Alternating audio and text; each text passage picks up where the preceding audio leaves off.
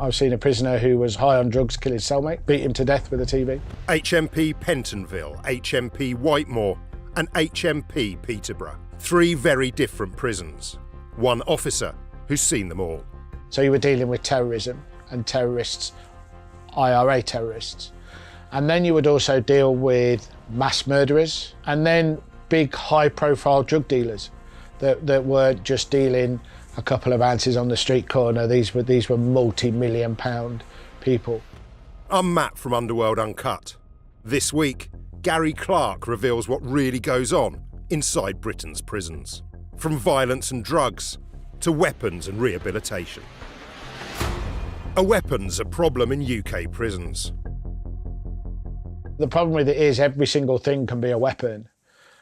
So when people say, oh, well, they can't have a screwdriver or they can't have this because it's a weapon, I say, well, so's that table leg, so's that chair leg, so's that tin. You know, you're better off having controlled tools so you know where they are all the time than you are just allowed. You know, the worst injury I ever saw to a member of staff was a pencil in the eye.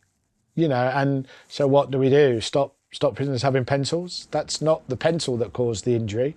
It's the person that caused the injury. So, you know, there are all types of weapons. There will be handmade weapons, there'll be homemade weapons. There'll be razor blades melted into the end of toothbrushes, you know, and there'll normally be 2. So they would run parallel, because if you slice somebody with that, it's very difficult to stitch it because you've got 2 cuts running down your face. There'll be shanks. They'll sharpen something. They'll find a bit of metal from somewhere. They'll wrap a bit of cloth around it. They'll use it as a handmade weapon. And, you know, and that's when there was always lots of discussions about prisoners having, you know, knives and things like that and stuff. I said, I'd rather, if they were going to stab me, I said, I'd rather them stab me with that nice, clean knife than I would with something they just made out of the, you know, out of a bit of rusty metal and whatever else. I said, you know, we can't keep playing the what if game all the while, because they will find something to use. Everything's a weapon. Who are the most dangerous people in prison?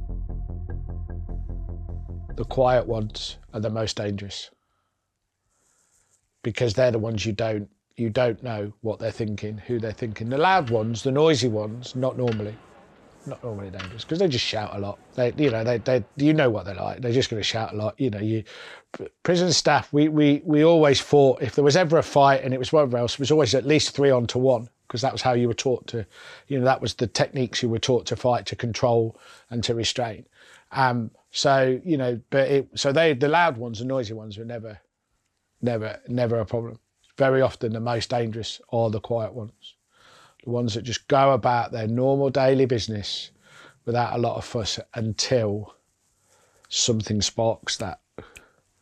And they were always the ones that you're worried about more. How did your career begin? My dad was a prison officer, so it was just sort of a natural progression to follow him into the job. And, you know, for most of the time, it was a great job. The types of prisoners were varied. I covered all sorts during my career, starting with Pentonville is a local prison. So that means it takes all from the courts. So you deal with lots of remand prisoners and various all the way across. Then coming to Whitemoor prison, which is a Category A dispersal prison. So you dealt with what I always describe to people as real prisoners. You know, proper dangerous people, to then go into Peterborough, where for a period of my service at Peterborough, I managed the female prison. So I worked with female prisoners as well. So during my 30 years, there was only sort of male young offenders that I didn't work with. What sort of violence did you encounter? What haven't I witnessed while in prison as violence? Violence is, again, something that's evolved over the years. I've seen a murder, unfortunately. I've seen a prisoner who was high on drugs kill his cellmate, beat him to death with a TV. You know, and I've seen people stabbed with pool cues. I've seen people, you know, that have been beaten to within an inch of their life. I've seen a member of staff who had 2 big gallon jugs full of boiling hot fat thrown over him, and it was only because of the reaction of other prisoners that saved his life. Although he was obviously badly burnt, but they grabbed him and threw him into a cold bath of water. and filled it up with water and saved his life, because otherwise he would have died. So, and that was done, that offence was committed at Whitemoor by a prisoner who was doing 6 life sentences. So had nothing to lose. I've been attacked, yeah, twice. And in that time, I used to have a way of dealing with prisoners, and you know, if they threatened you and whatever else, I used to tell them to do it. You know, if they're going to do it, can they do it? If not, go away, I'm busy. You know, and all but twice it worked. Once at Pentonville, when I got hit with a metal feeding tray that they used to get their food on, that hurt quite a lot. And then when I worked at Whitemoor, I had a prisoner throw a full canteen thing of baked beans over me, which was very interesting because I had baked beans in places I didn't know baked beans could go. And I looked a bit like someone who'd got a very bad fake tan, because I didn't realise baked beans stain quite badly. So for a couple of weeks afterwards, I was a bit orange. What's different about working in Category A prison? Category A prison, describe it as real prisoners. So real, you know, they were, so we would dealt with, certainly when I first worked at Whitemoor in 1991, when it opened, it had IRA prisoners still. There were still IRA prisoners in the prison system. So you were dealing with terrorism and terrorists, IRA terrorists. And then you would also deal with mass murderers, people like Dennis Nielsen, who was the Muswell Hill killer. But there were others who were less famous, but had still killed a number of people. And then big high-profile drug dealers that weren't just dealing a couple of ounces on the street corner. These were multi-million-pound people. And someone to be a Category A prisoner, part of the definition is about has the means or resources to escape. So if you're talking about somebody who is, you know, dealt with multi-million pounds worth of drugs, you'd like to think they've got the means or resources to escape. So, you know, Category A prisoners have evolved because there are no longer any IRA terrorist prisoners in English prisons, but you've still got terrorist prisoners. So it's still dealing with the real high profile, very manipulative, lots of time, very clever prisoners who can spend all of their time thinking about what they need to do and what they want to do. Category A prisoners, they'd fight, but they normally fight, they would fight to kill rather than, you know, if they were going to fight, it was a serious attempt to seriously hurt somebody or kill somebody. Whilst I was at Whitemoor, we had a riot, so we dealt with that. And then we also had the famous IRA escape from Whitemoor in 1994 when they went out of the prison within a prison, because there was a special secure unit, which is basically another prison within the walls. And the 5 IRA prisoners and 1 other got out of that and then out of the wall and were then recaptured on the other side of the wall. So, you know, that was the type of thing you dealt with on a daily basis. What's the impact of drugs in prisons? Drugs in prisons are rife. They are more easy to get hold of than they are on the street, because they have all day and every day, 24 hours a day, 7 days a week to work out how to get it in. They'll have mobile phones so they can instruct things in, things get thrown over walls, things, you know, we have the technology of drones.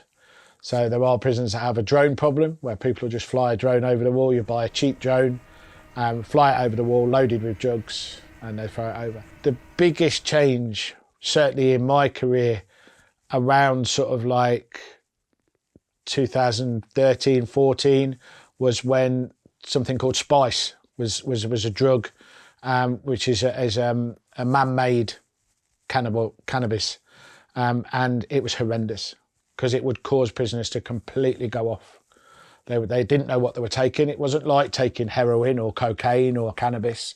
They pretty much knew what they were taking, but because these were chemically modified drugs, they didn't know.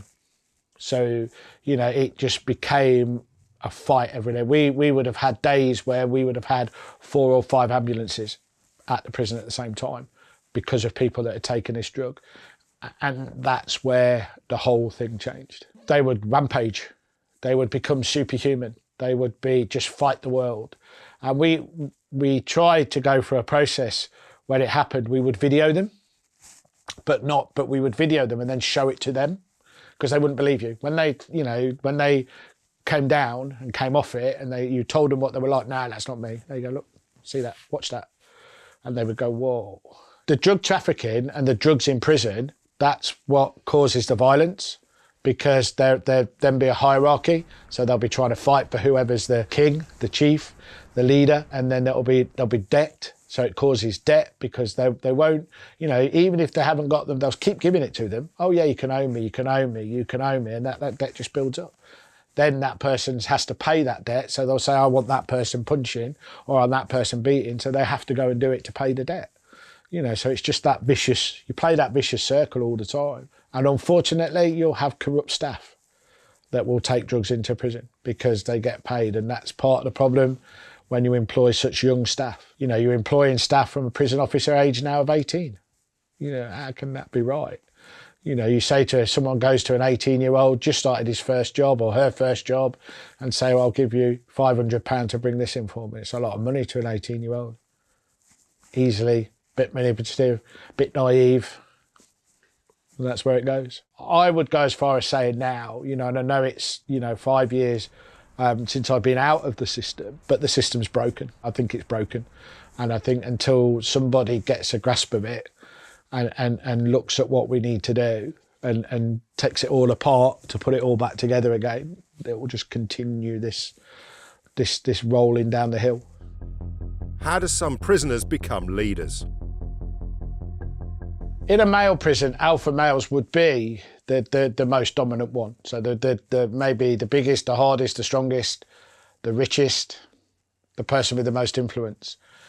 Certainly when I worked at Peterborough, the alpha female was normally related to the alpha male on the male side.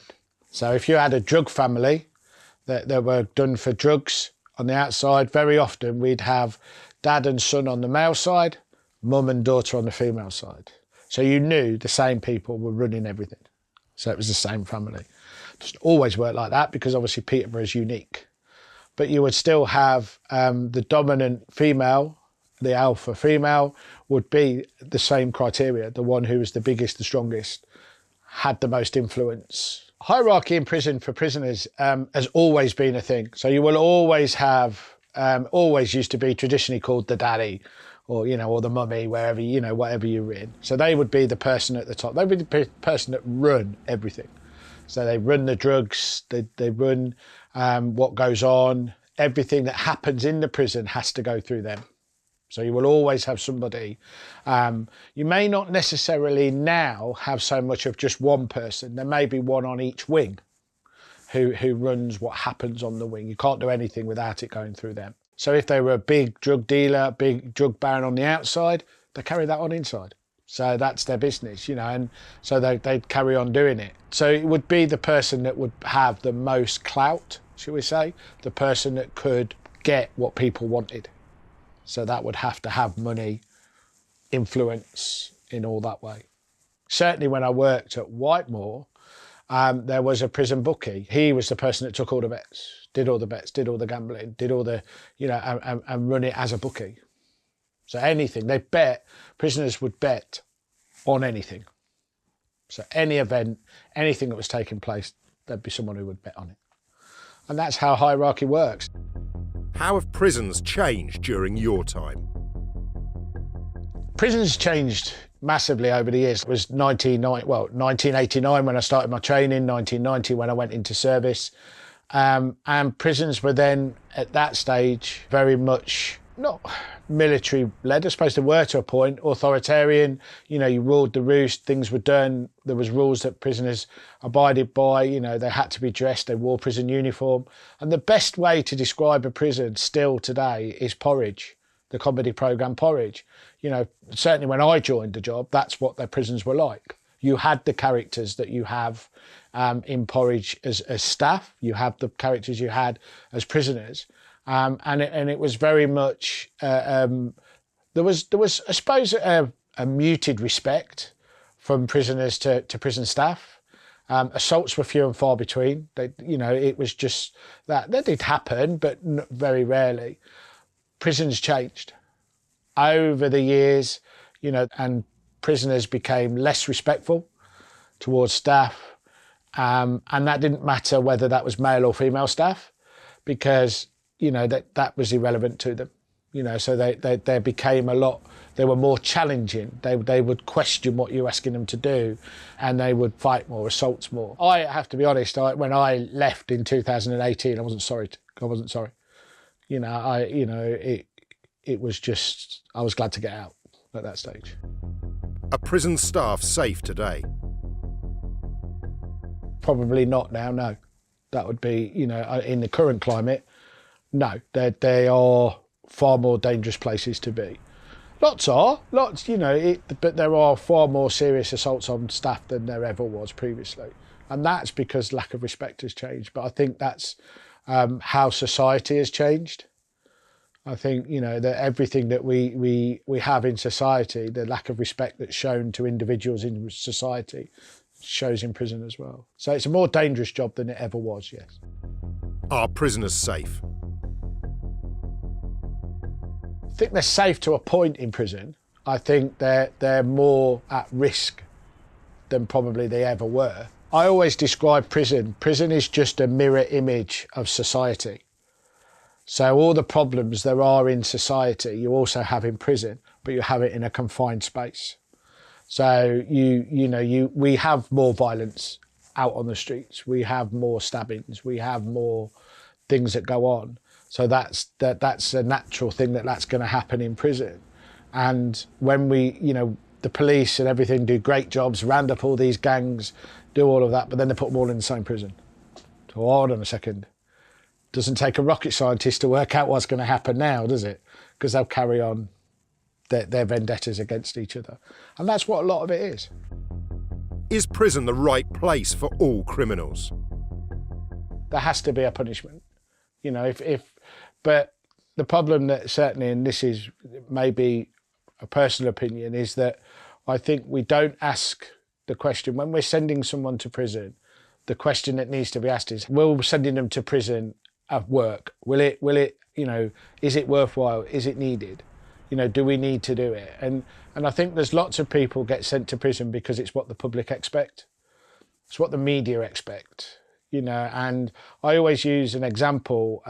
When I had a female prisoner who was a high-flying business lady, you know, really well off, not from a criminal background whatsoever, went to a business luncheon, made the bad decision to have one glass of wine too many, drove her car home down the A1, had a crash, killed somebody. Now, it's the bit about, she was then charged, obviously, done for causing death by dangerous driving, went to prison for 9 years. Now, my argument is, did we need to send her to prison?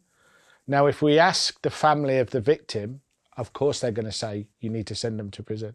If we ask the media, do we need to send them to prison? Of course they're going to say that. But it's that bit about, actually, does she need to go to prison? Are we going to rehabilitate her? Are we going to help by sending her to prison? Would we not be better off by having a properly structured community sentence, so that she has to do something every week for the next 9 years? So she can't go away on holiday. She can't go because she's got to do something that pays back that debt, because she's going to live with that.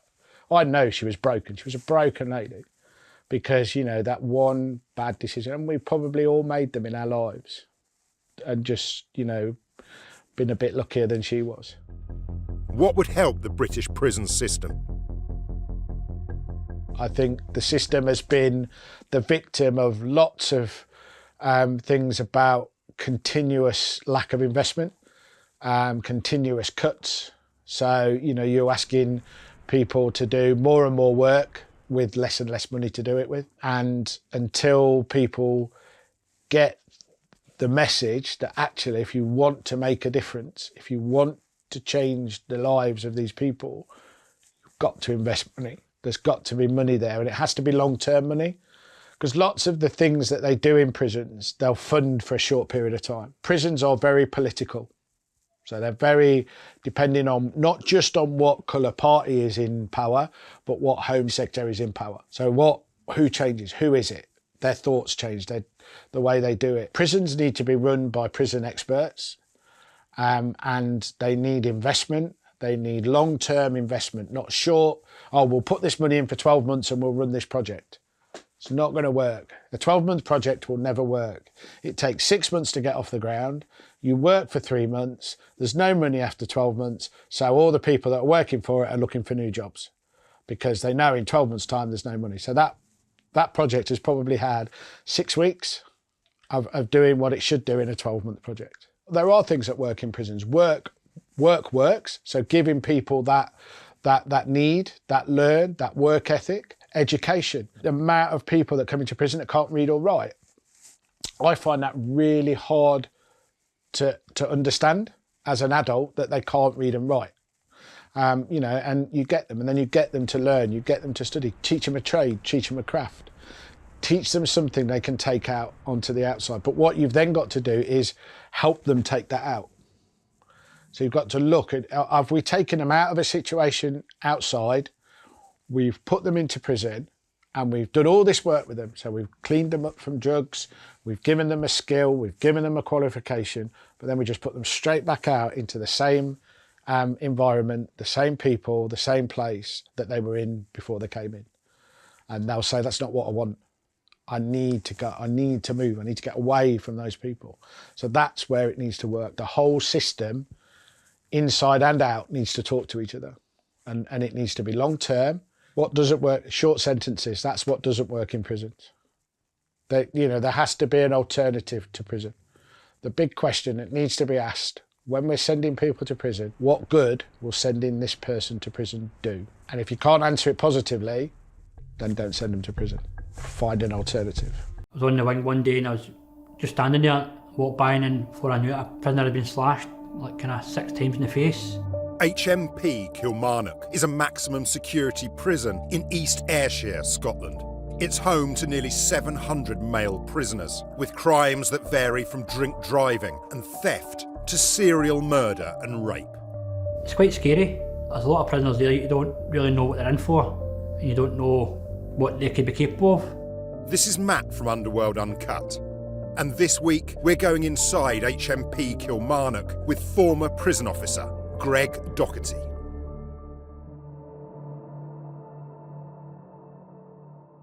It depends on kind of think the severity of the prisoner as well. Depends what house block you're in as well. There's more kind of fights within the short-term house block. It's more kind of between each other, a disagreement or something like that, and it's just a fight and it's split up. There is kind of like the odd slashing in that, but it's not if it's house block 1 and they're fighting, then it's more, you'd say it's kind of more serious, because some of them are in for life, so it's not really they're not really caring, so they'll kind of go at the more extreme, so there'll be more stabbings, and kind of the fight will be more violence within the fighting, so it's trying to kind of limit that. If you're not there and it's somebody else that's there, and you hear it on your radio that there's a response or an emergency and you need to respond to it, then your adrenaline's going, so you're kind of heightened, ready to go into the situation, and it's kind of trying to, when you get there, you could get there and it could be quite violent, or you could get there and it could be somebody just going to their cell, but your adrenaline's still going, so you're kind of prepared for the worst, try to go for it. So you're always thinking, if I get there and something's happening, this is what you're already putting it through your mind as you're running towards the incident. You do it, you're always kind of wary, because again, at any point, anything can happen. Any escalation in violence or anything at all that they don't like can change a situation very quickly. So it's kind of, even though you've got a relationship there, you're hoping the relationship will work, but at times it can be detrimental to yourself as well, because then you're relying on them too much when you really should be relying on yourself and your colleagues.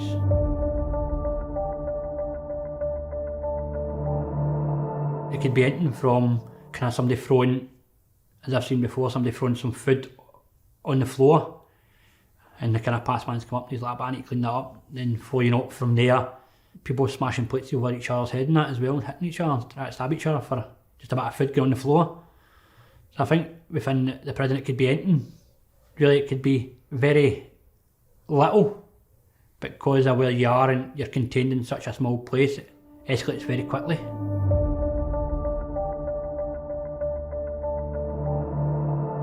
think obviously with drugs within a prison, obviously because they're in a limited space and confined, it does change the behaviours in them, obviously depending on the substance as well. Different substances have a different effect on each prisoner.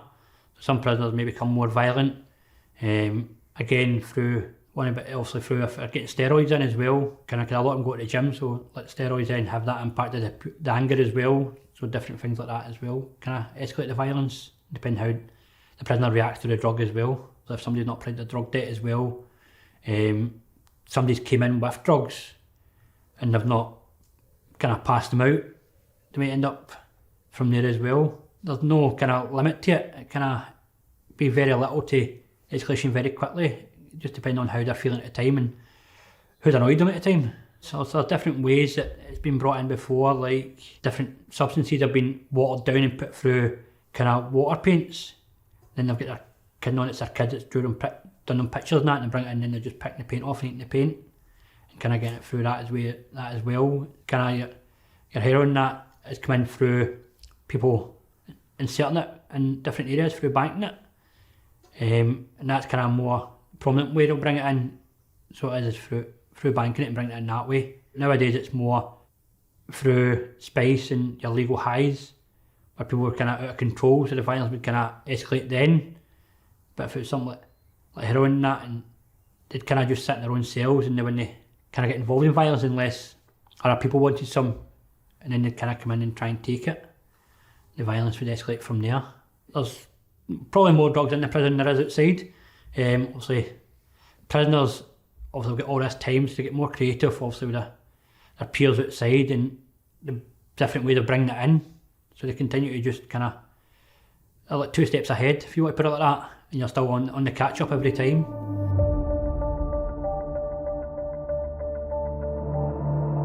So within the prison estate, there is a hierarchy, obviously depending on the prisoner. Obviously, people might know the prisoner from outside, and they've kind of been quite high up in the food chain, if you want to put it like that. So even in prison, they're still there. So again, bringing it back to, it could be family feuds from outside. So there's different families outside that fight. So when they're in the prison, they're still there kind of at the top of the food chain. So they kind of decide what's happening within it as well. If there's any drugs being brought in, or who they're going to, or if somebody's going to get assaulted and where and when, they'll kind of decide what's happening then. So it is from there. There always is, obviously, people that then align themselves with individuals that are within that kind of frame as well. So if they're in the kind of top of the food chain, or our younger prisoners are trying to align themselves with them, so they're more kind of, even though they're saying they're not at the top of the food chain, but they're still in that group, so they're still above everybody else. So we're trying to put ourselves in there, they maybe kind of be enforcers for that person and do all the kind of work that they need to do, and then the person at the top kind of just saunters on by without ever getting their hands dirty.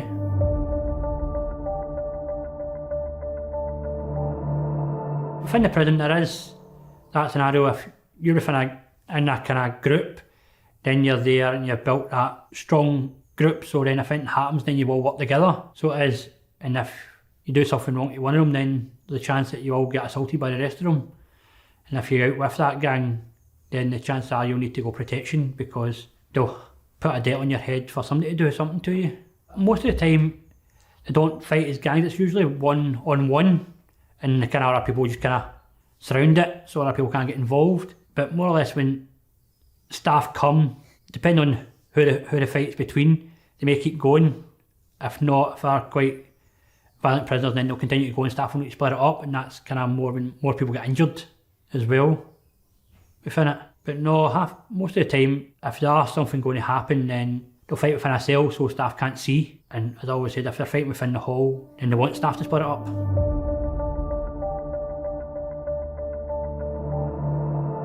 There's one, I think it was the wrong person, obviously, well, a prisoner, we were going up the stairs, and he's trying to barge into me, and we fell off the stairs together, but then he'd end up on top of me, I think. But I've kind of managed to get myself round, and if it wasn't for other prisoners telling other prisoners to stay out, then I'd probably have had a bit of a beating. But it felt a bit of time for other staff to then come. I mean, even though they're saying it's like 30 seconds, it feels like about 5 minutes. So it does. I think sometimes that's the biggest thing. There's unpredictable, and certain things can happen very quickly. Before you know it, you're walking up a set of stairs, and then next thing you know, you're on the ground trying to restrain a prisoner.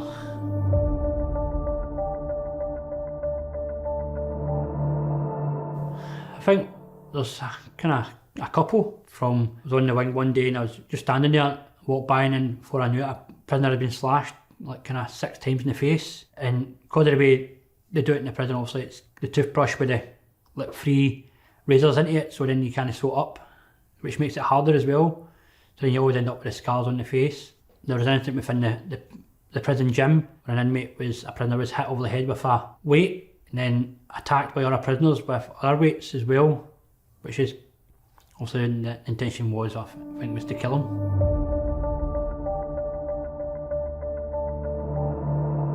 There is violence against staff. There was one where prisoners attack staff within the wing and gave them a bit of a sore face. One day also I was working within another wing, and also the personal alarm went off, so we responded to it. We got onto the wing and had a commotion upstairs. So we went upstairs and there were 7 prisoners attacking 2 staff members, and the staff were lying on the ground, curled up, obviously trying to protect themselves. Once we got there, we get the prisoners away, then taking the staff out.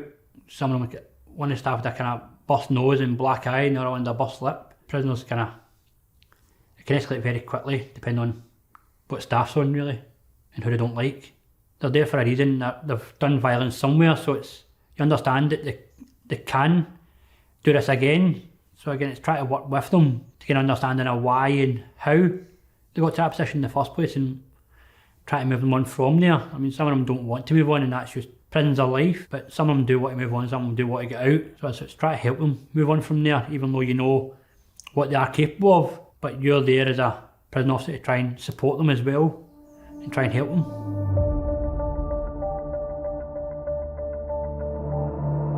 They make different things out of plastic by just sharpening them in their cells.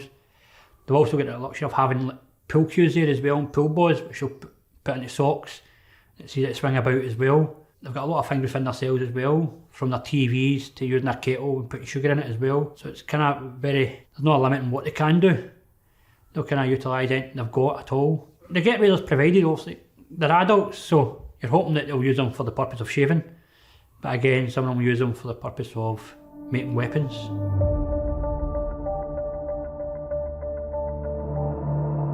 Prison can be a dangerous place for other prisoners because you're put in a situation where there's no escape route. So if you've involved yourself in something, you can't just walk away. You're there and there's no escaping it. So you need to deal with the situation in front of you, or else violence is there to come towards you. So it's again back to that fight or flight. You could need to fight your way out of something, which then could have a detrimental effect on what violence you portray on other people, because you end up in the prison longer.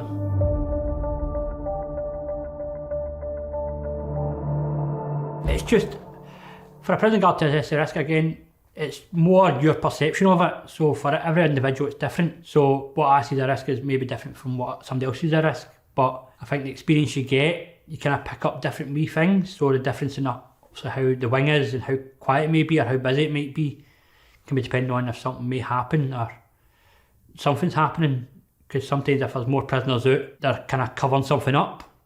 So there may be people fighting in a cell, so it's try to determine how you work that as well. So it's trying to work with prisoners as well. So if you've got a relationship with them, some of them, as they say, fly grassing, if you want to put it like that, or tell you on the passing what's happening.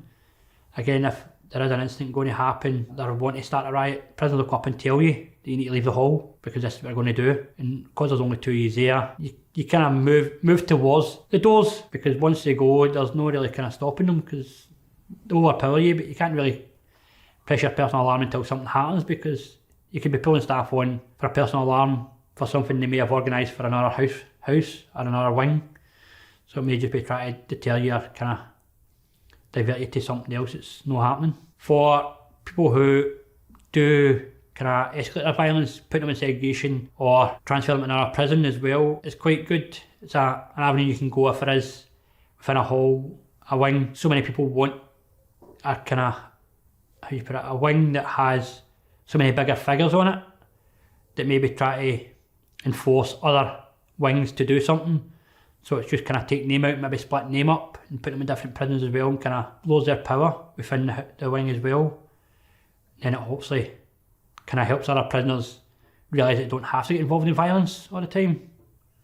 So it's kind of trying to work with them or remove the trigger, the targets out of the way as well.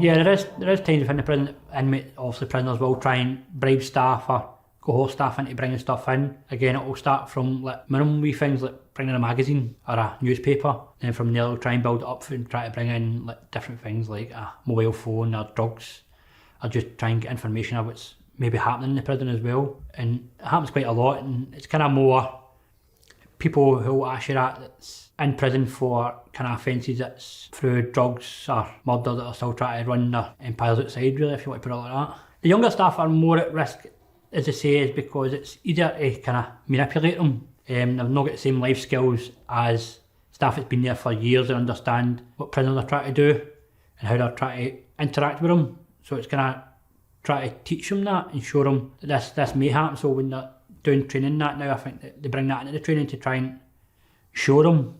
And I think a lot of the time as well, some staff come from areas that prisoners are from, so they know them. So it's kind of, they may have met them in a party before, so they might know them, and it's easier to kind of talk to them and manipulate them into bringing stuff in. And I think obviously at the time, money's quite good. Money's quite good when they obviously if they offer you money, it might be what you're looking for at the time as well.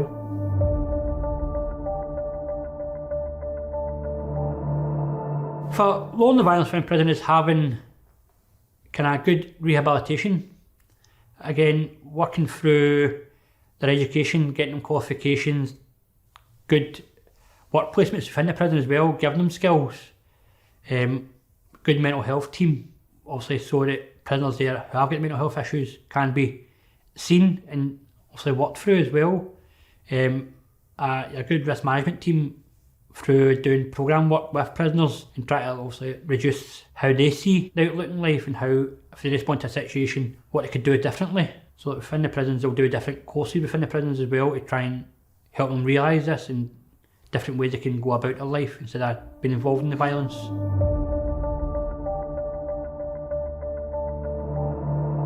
I think it was 14 cells, and in them they had two kind of, a silent cell and a special cell, which were both cameras in them as well, and that was for kind of prisoners who were self-harming quite a lot as well, that had to be kind of overseen quite a lot as well, kind of violent prisoners as well, people that's come in with drugs secreted within themselves as well. The other cells were, again, the rest of the cells were for other prisoners as well, who, again, have come down from the wings and they've been put in segregation. It's kind of just a straight line, so it was, so the cells were in line. You could see, they could talk to each other under the doors and that as well, or just shout at each other. And they had their own separate kind of shower area and phone area, and only one kind of prisoner about at a time.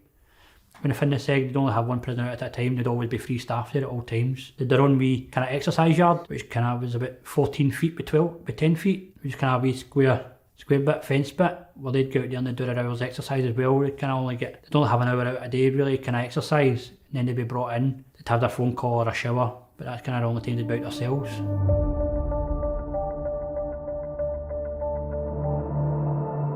Prisons can be a dangerous place to work depending on the prisoners as well you're working with and the relationship you've got with them. If you've not got a relationship and you are quite kind of abrupt, the violence could then be portrayed upon you, you know what I mean? It could kind of act out towards you because you're not trying to help them. But then if you build the relationships, then it's hoped that does reduce it. But at times obviously it's more violence on prisoners than is prisoners on staff.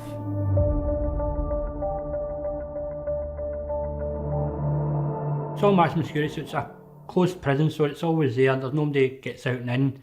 They are getting out and then it's escorted by a secure transport. But it is obviously within your house block 1, it's your long-term prisoners, so from anything from 4 years to a life sentence as well. So it is maximum security. It could be anything from a driving charge to murder and rape. So it is, so it kind of depend on the sentence as well, depending what house block they're in as well. Within the prison, there's also all different facilities. You've got different work sheds, education, Within the wings as well, they've got their shower blocks, they've got their servery area as well, they've got the exercise yard, they've got their tables. They brought in that was a pinpoint system as well, where they can get up and use their fingerprint and then their number to put money on their phone and order their menu, because before it used to be cards and people just come and take people's cards off them. So they kind of try to make it a bit safer and a bit better for prisoners as well.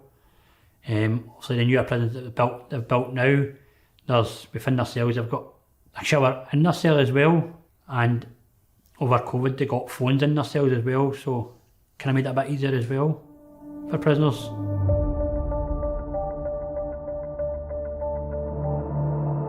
Coming to prison for the first time is quite intimidating, because you're not used to it, you don't know what you're expecting, and going in is very large and there's obviously all different areas.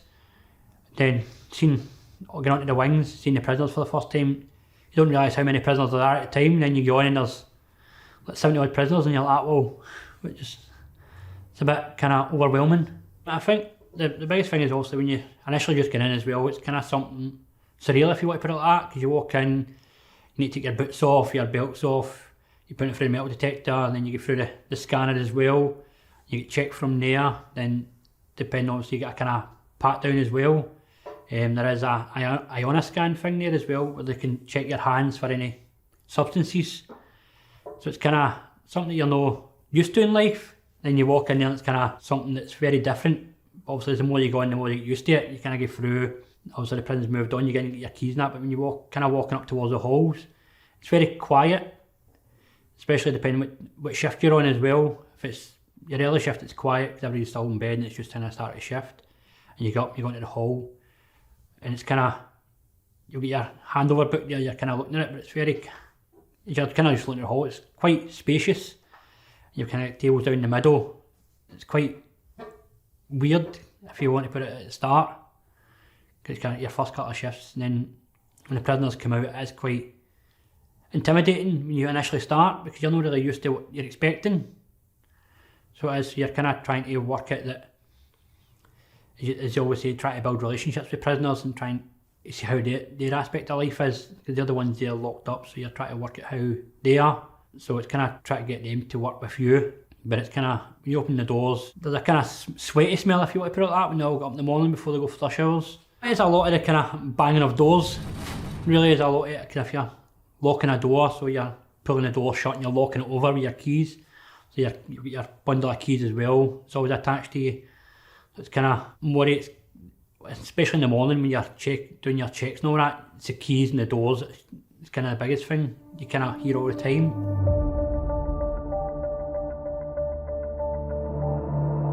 For HMP Glenochil, you've got two different house blocks, which is 8 wings, and each wing holds 64 cells, which, depending on what house block you're in, depending on how many prisoners you've got in each wing. For short-term wing, it's some cells are doubled up, so you have 2 prisoners in each cell. So you always have the risk in the back of your head that something may happen, but it's about trying to obviously deal with yourself and how you'd react to it. So you always know there's going to be a risk that something may happen to you, or something may happen when you're there, or you may get injured or assaulted while dealing with something. But you kind of, the more that you kind of experience, you kind of know that's going to happen. But at the start, it's very kind of, I don't know if I want to do this. But then you speak to staff who then kind of reinforce the positives. So then it's just going from there.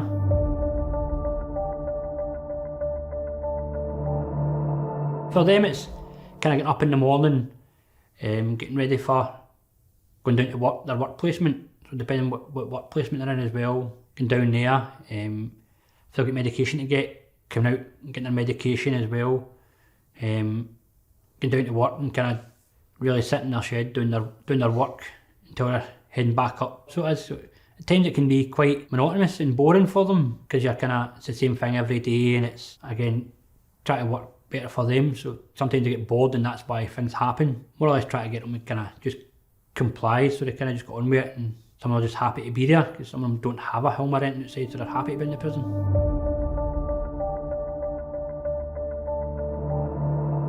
Usually it was 2 staff to 60 odd prisoners. When Berlin was changing and we did end up increasing the prisoners, it was 3 staff to 100 prisoners. So it was, they tried to say it was a ratio of 1 to 25, but at times when you're on the wing it was like 3 to 100, depending on who was there.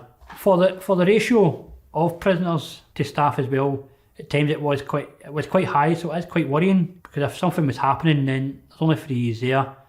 There's not really much you can do apart from kind of move back. If they decide they're all going to do something at one time, you kind of move back and kind of then got our staff to come and get involved first before you do anything.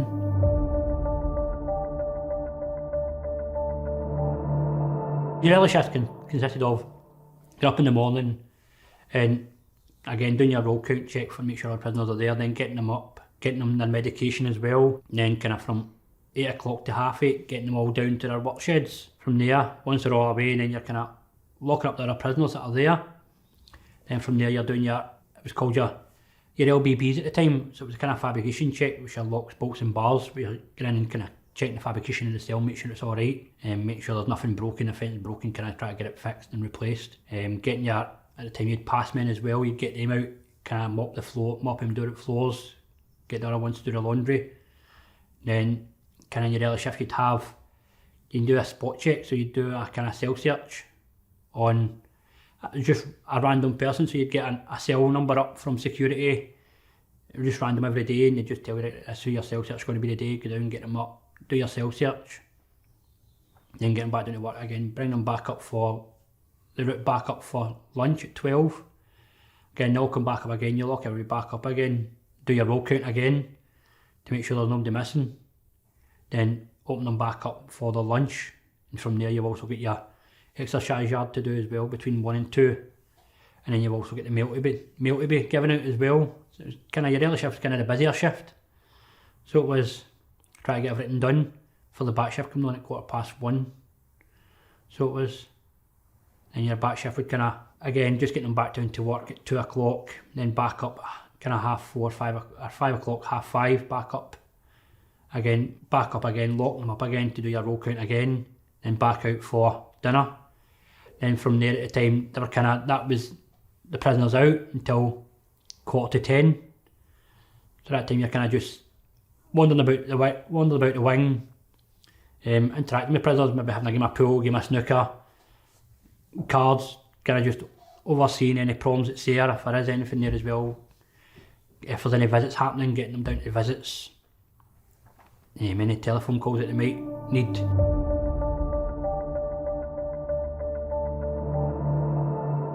So your night shift was kind of, all the prisoners be locked up really before you get in. Again, it's going round each wing, you get around each wing, there are 2 of you on night shift, you get around each wing, you check all the doors to make sure they're secure. And again, from there it's kind of, if you get any suicide watches, you're checking them on the time limit that they're required for as well.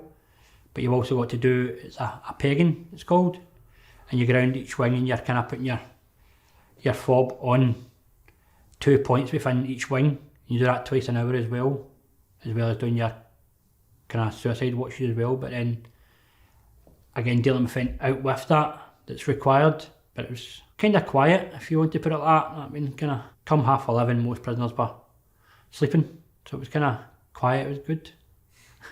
With some easy shifts.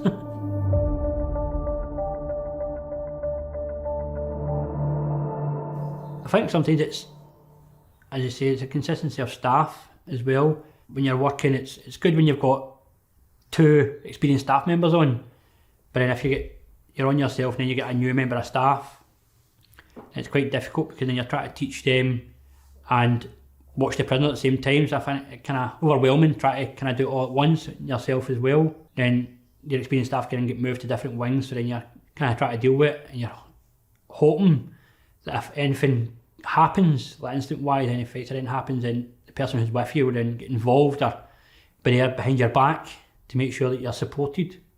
Sometimes it happens, sometimes they kind of get that kind of deer in the headlights. Let's try to then deal with that as well, so then you're involved in the instant and your co-pilot's kind of still standing there waiting to move. And I think the biggest thing is, because then you're trying to make sure everything's alright, and you're hoping that the other prisoners within the hall or the wing don't get involved. So it is you're kind of trying to watch for your safety and the security, everything else within it.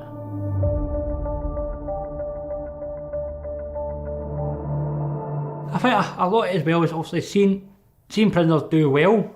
I mean, I think when you get some of them that go to education and they're getting qualifications, they're making plans of what they're going to do when they get out. So it's kind of try to oversee that and kind of look at what you've done and what you've tried to help them with. So even try to work with them through social skills and that, because some of them are kind of very, not the best at interacting. So it's try to work with them there as well, try to give them better social skills and how they're going to deal with situations out with the prison.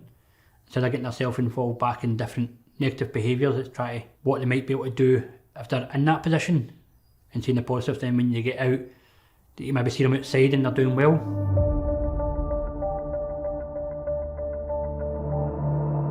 The main thing that could be improved within the prison system is the rehabilitation of prisoners. Obviously different courses, different outlets that they can have when they're leaving prison. I get different through care projects and stuff like that. Just try to get them involved in something different when they're leaving. Because most of the times when they leave the prison, they're just out and that's them away. And they go and just go back to their normal daily routine. Just try to have different outlets out there for them to help them. Even though they've got them in the prison, they'll do all the different courses and different stuff within the prison. It's try to bridge that link when they're leaving.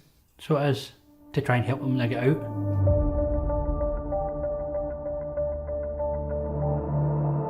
I think working within the prison, it was different for me because every day again, I think more the first 6 months was quite difficult because you were quite anxious, you didn't really know what was happening, you were kind of trying to get used to the routines and also used to the prisoners.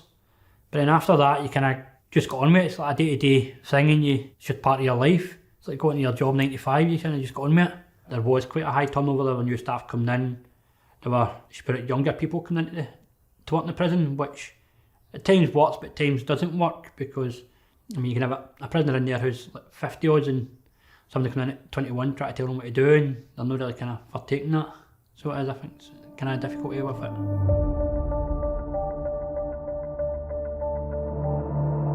Prisons work for some people. It doesn't work for everybody. Getting into prison can then, for some prisoners, kind of be detrimental to them because they could be involved in different things. They end up being involved with other people that they've probably never been the same path with before within the community. Some people might end up in there, as I said before, through just driving charges, and before you know it, they're getting involved in drugs and violent behaviour, which they never do in the community, which then breaks up their relationships outside as well. So for some people it is detrimental to them, but for some people then there has to be somewhere for to put violent people to be managed. So it's kind of 50-50 for some. I spent the best part of 37 years with nearly going to every jail in the country out of the last 40 years, and being out now 3 years, the longest I've been out. And now, proud to say that I am crime-free. This is Samson Misra, better known inside as Yammy B, a former criminal. He spent most of his life behind bars. I started out on my institutional journey about 1980, 1981, where I stabbed my abuser in the children's home and went to prison, young prison, very, very early. This is Matt from Underworld Uncut, and this week we're hearing about his experiences. From kids' homes and early burglaries to prison jungle work and saving the life of a female prison probation officer. They used to call me Jammy Sammy. So then when I got in deeply into the prison stuff, and the name Yammy comes from jammy, yammy, meaning it's a slang yamming, like you're yamming food. But really what they were really talking about was me yamming everybody else's drugs. And the B stood for the bumblebee, because I was a bit of a stinger. Like I pull tricks on people and it's like being stung by a bumblebee. Before the nicknames and the years behind bars, Yammy's life started in a broken home in East London. And it wasn't long before he ended up bouncing from children's homes to Borstal. It wasn't a very happy household with mum and dad. My dad used to hit my mum. I was a mummy's boy and always used to protect her. And then my dad had a stroke. My mum took an overdose. There was no one to look after me and my sisters. So we ended up in the care of Westminster. And I was about 11 years old. From being at home and the shock of moving into a children's home, I didn't really take to it too well. I suffered at the hands of an abuser while I was there. And a year or so in, flipped out one day after reporting it. No one believed me, nothing was done about it. I didn't like to go to school during this period, or used to try because I couldn't stop crying. And then one morning he said, "You got to go to school." I said, "No, I'm not going." He picked me up and he threw me outside the balcony and shut the door. And the other school kids that were going to school with me started laughing. So I went into my bag, I pulled out the geometry set, I got a compass out that I used to draw circles with, and I was still only about 4 foot. I was very underdeveloped. I was like 11 years old, but I looked about 4. So I pressed the doorbell, and this 6'2" giant answered it like he was going to come out. But I rushed into him and stabbed him multiple times with the compass. But I kind of felt exhilarated, and the adrenaline in me was really high that I found a way to fight back through all the stuff that I was suffering from during that stay in the children's home. And I got on the bus, and I remember sitting with the kids and they were going, "Sammy, you all right?" And I was happy kind of thing. But when I got to school, the police turned up and come and took me from the school. I appeared in court. The social worker told me to plead guilty, so I pleaded guilty, and they put me in Stamford House, a young boys' prison. It was run different, them institutions back then. They used to call you out in assembly, and if you messed about at night and the night man put it in the book, they'd call you to the front, and you'll go there and you'll drop something on the floor. When you go to pick it up, he'll slap you in the face, and then the whole assembly room would start laughing at you. It was really like that back in the day. Couldn't really get away with doing all that now. I spent 10 months at St. Thomas More, an approved school for bad boys and delinquents and boys that haven't, came from broken homes. I see a few of them today who've come through the other end as well, but a lot don't make it, I'm afraid. They stay emotionally disturbed forever. But while I was there, for those 10 months, the last month, because I couldn't get no home leaves, I ran away. But it's very difficult to run away in Horsham, Sussex, because the train station is miles away. And I tried it before, but you run out in your pajamas at night, but they find out and you get nicked before you get to the police station. You have to know the route and everything. But on the final go, I made it. I got there in the morning, or I got a lift, I think, to the station and got on the train. And then I stayed with one of those early friends who were habitually involved in burgling rich premises. I stayed at their house for about 3 or 4 weeks, but of course we were stealing and burgling, sadly, every day. And one of them got arrested, called me and my other friend's name, and I coughed up to about 16 burglaries when they asked me to, and I ended up in detention centre, which was a short, sharp shock. When I was in the juvenile court, the laid bench of 2 ladies and a man, they said to me, "Look, Samson, we want you to go to another home further away. We don't want you to go to detention centre. We don't think it's going to be any good for you." And I turned around and said to them all, I said, "No." I said, "I don't want to go back to no home. I want to go to detention centre." Can you believe that? I thought it would make me hard, but I wanted to be able to tell people that I'd done the short, sharp shock, and I want you to go through it. And as soon as you get off the bus, the officers are waiting there. And it's a different kind of game now. And I'm standing there, and they say, "Right, stand there. I'm not your mother. I'm not your social worker. I'm an effing prison officer, a screw. And I'm here to screw you right down to the ground." He goes, "What's your name?" I went, "Sammy." Slap. Surname, and say, "Sir." Boom.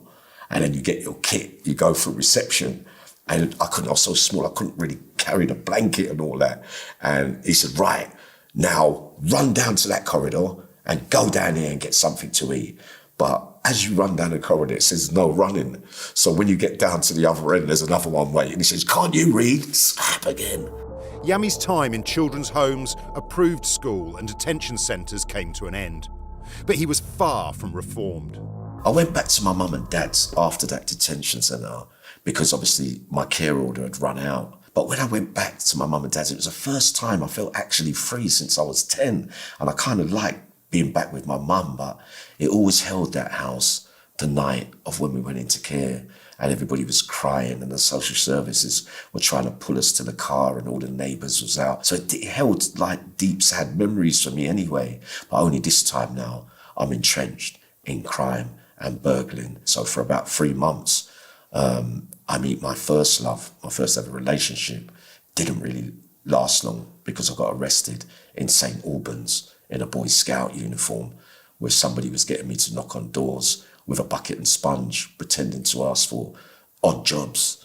And if they didn't answer, my older friend would go in and burgle it, or I'd go in there with him. So I ended up going to St. Albans Crown Court, and I ended up getting 4 years for 5 burglaries by Justice Drake. And the social worker was in court. She stood up in the box, the dock. The justice was saying, yes, well, what do you think? She goes, well, we've run out of options for him. He's immature. He's got a bone structure of a 10-year-old and blah, blah, blah, that kind of stuff. And Justice Drake, he turned around and said, you may be immature, but you are one of the maturest burglars I have ever seen. My sister was in the gallery upstairs crying. I looked behind me and I was crying as well. So I had to get in a van with 2 older guys that got less time than me for worse crimes, who were habitual criminals who've been through the system already. I had to get in the bus with them, and they sent me to the adult jail at 16, 17 years old to Brixton, HMP, for a couple of weeks before they could transfer me to HMP Chelmsford, which was a miniature Wandsworth, really, very serious place. I remember I used to come down for breakfast in the morning, and the staff used to take the piss out of me and say, oh, do you want us to phone your mum? I came out of Aylesbury in 1985. I had another girlfriend, I think, for a short period. I was back at home with mum and dad, and started burgling with older guys that I met from prison now as well, where we was going out every day. And then around about late 1985, after being out about 4 months, got a big haul of diamonds from down in Regent's Park, got away with it, and got arrested and was back in custody for something else. I left fingerprints somewhere, then I went to court, Knightsbridge Crown Court, and a judge let me out to go to a probation course. He said he'd done too much custody for a young boy and let me out, right? Wasn't out long again, broke that order and ended up with another 3 or 4 in 1985, 1986. Whilst in prison, Yammy saved the life of a prison parole officer and received the royal warrant from Queen Elizabeth II. I was in Wandsworth Jail in 1989. My son's mother was pregnant and she just had the baby, and she was bringing him up every week. But then in the early days of Wandsworth, they used to put slips under the door the night before to tell you that you're getting moved to another prison without much warning. I got the notice in the door, but I got 2 days notice. They're saying you're going to the Isle of Wight in 2 days' time. But obviously I'm panicking because I'm thinking I'm not going to get no visits, and I'm not going to see the newborn baby, my son, too regularly because it's too far for her to travel. So I realised if I could get down and see the probation officer and tell her my predicament, so I'm thinking I would tell her that I won't be able to see my son and it's going to really ruin my family ties. Can you keep me here and get me to a prison not so far? I was going to try that trick that many used back then with chaplains and probations, and sometimes it worked. So that morning, I went on exercise. You go around the centre, you come off your wing to go through another wing to get onto the exercise yard. So when I was coming in, instead of going back to my cell, because you go at 9 in the morning, 10 o'clock, you exercise an hour, full hour. You come back, single file, you go straight to your doors and they bang you up. And the staff officers go for their tea break. But I was thinking, hold on, if I go down, come off the exercise yard, I'll go down. There's 1s, 2s, 3s, 4s landing. I was on the 3s landing, but I went down onto the 1s landing, went to the toilets that are in the recesses where you can do number 1s, but obviously they weren't in the cells.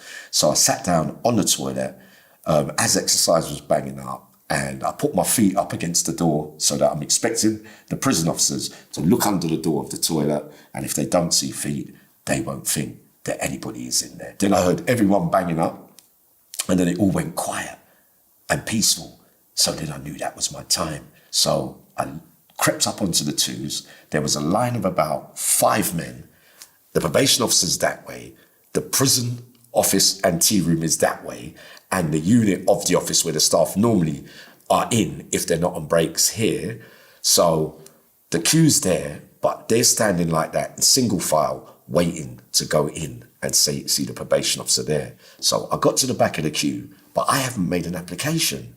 So I thought, well, let me try and push to the front and push the door open. So I pushed to the front to try and get there and open the door and just have a quick word with her. But when I opened the door, there was a man on top of her with a knife. So my first thought was that I don't like this kind of thing. Kind of reminded me of my mum and dad when I was little. So I started moving towards him in slow motion, ended up fighting with him, wrestling with him. She ran out the room screaming. The bell got pressed. About 200 prison officers came running onto the wing, into the room, and pulled me off. And then I felt my arms being wrapped up. Then I saw him getting wrapped up. They don't really know what's happened because the lady is in shock and ain't explaining it well. So they took him to the block. I could hear him screaming. And then they're just about to bend me up. I'm going, Gov, I ain't done nothing. She was over there with 3 officers. It was all the uniforms was around. And then they started to bend my hands, grab my neck, started to let me walk and everything. And just as I was walking past her, she came running over. I said, no, don't take him. It's not him. So then they left me on the wall with the prison staff, and I was being held there, and I was looking like that. I was kind of sad. I was thinking, this is just my luck, this is. And then a senior officer came over and said, let him go. And then he walks me up to myself. He goes, I'll tell you what I'm saying. I'm saying that you're a hero. That's what he said to me, Mr. Baker. Inside, violence had its own economy, and hits could be very lucrative. So in the early days, the older lot, they didn't really like bullies, and they would protect you.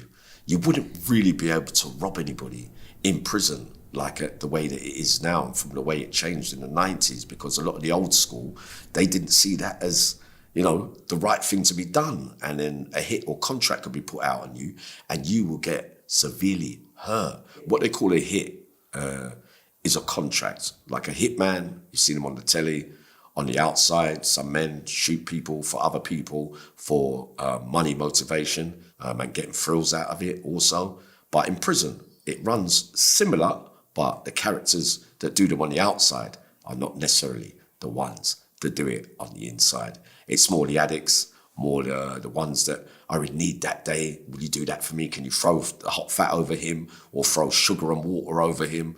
These are the kind of things that happen in those environments where rivals are falling out with each other. So a man will come to me, I'll give you this, 3 or 4, £50 worth of this or £100 worth of this drug. If you get somebody or you do it, you can throw hot water, sugar over him, I'll give you that. If you throw hot cooking oil over him, I'll give you that. And if you stab him or you do that or seriously harm him or whatever the level of harm that the seller who wants the hit done and the contract by way of violence done, he will pay you accordingly to the damage that he wants done. So the worse the harm, the more you get paid.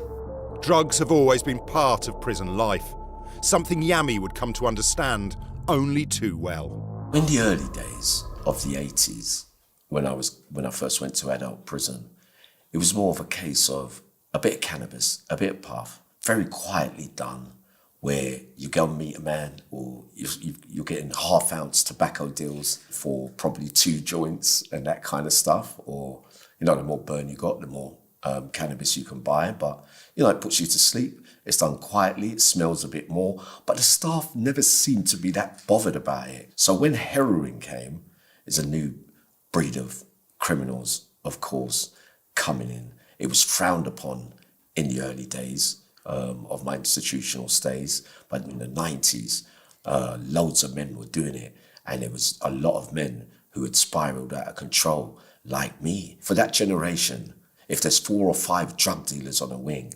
then you know, you got more chances. You can go to this one if you don't get on with that one. If you owe that person, but you don't pay him, and you end up running up debts all over the place. Some people run off when they can't pay the debts.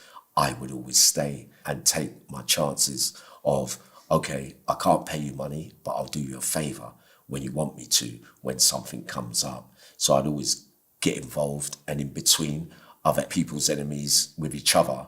And there was a lot of men now like me, I was noticing, who was doing similar things to me. And sometimes you end up smoking drugs together with that person, or you all end up going halves with each other to get it.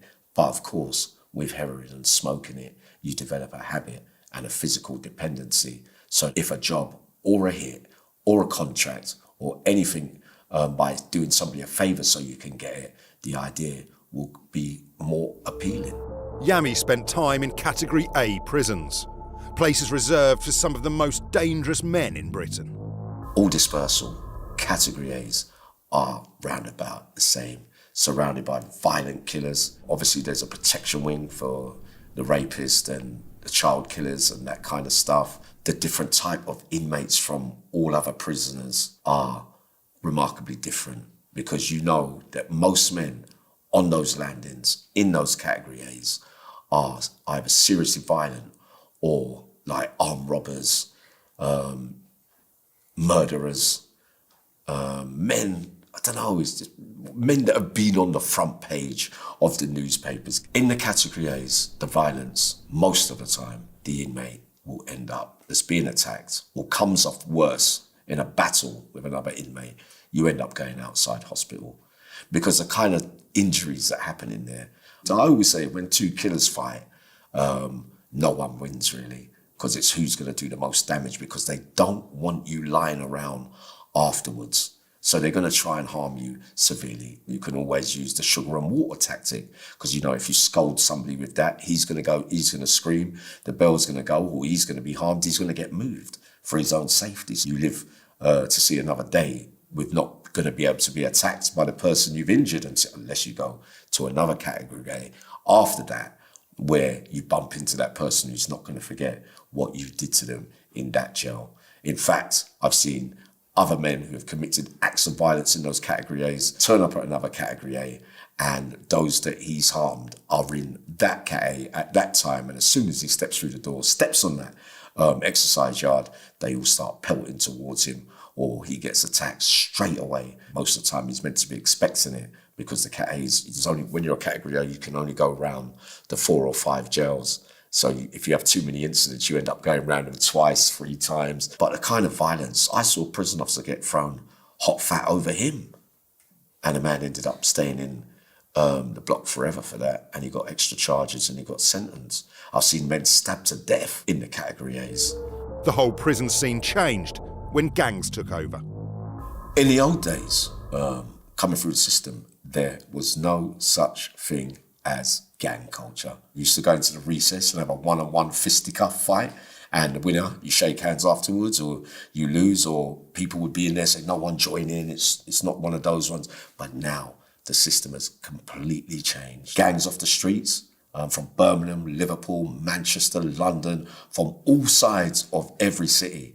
You know, they've got names of their gangs, they get long sentences, their friends come, their enemies from rival gangs come, and then, you know, it depends who's got the biggest gang, but there's no stopping if, like, there's 5 members of a gang now and one of their rivals turn up, those 5 will come sprinting on the yard now and, you know, hack you and stab you to death. Some don't like to turn up because they know that they're going to be outnumbered in that jail. Sometimes the authorities, if you've played up in one Category A, they will send you to another jail where all your enemies are, and you'll be in serious, serious trouble. In the recent times, I suppose I was part of all gangs.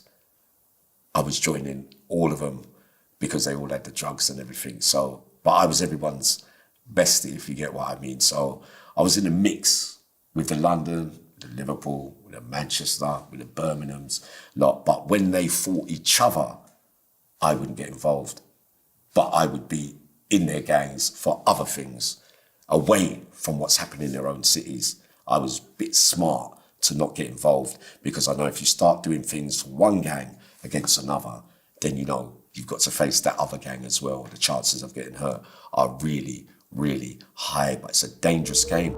After decades inside, Yammy developed a sixth sense for his fellow inmates. So in the Category A's, right, everyone has the potential to be dangerous. They got the principle of mad, bad and sad. You know, the psychologists say, you know, they describe me as being sad because there was bits of loving in there, but I know the difference between what I'm doing and some bits of right and wrong and the accepting of your part in certain things. But there's some inmates on normal location that you quite clearly see they shouldn't be on the wing.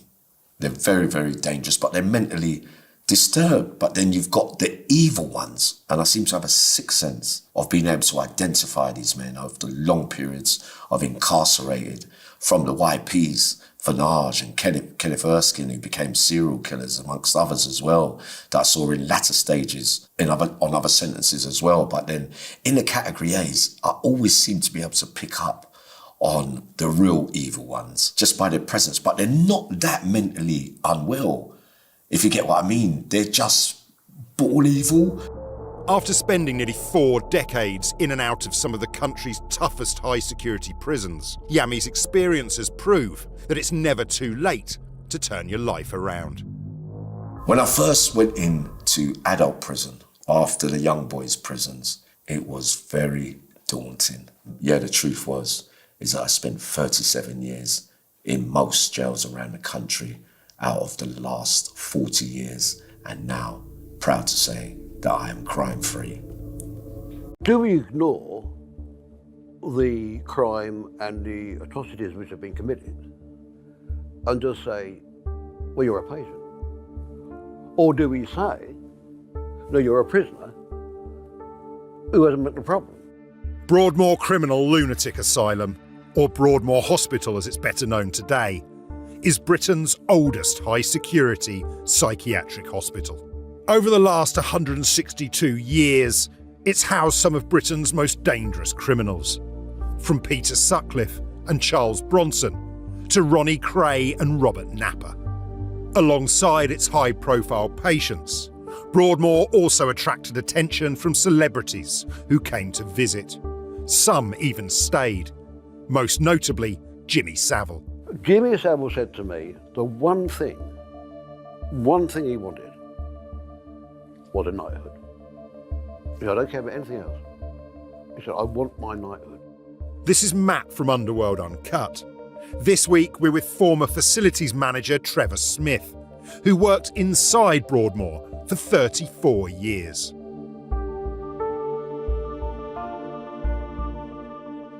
Where do you want me to start? There are so many, and they all had their own.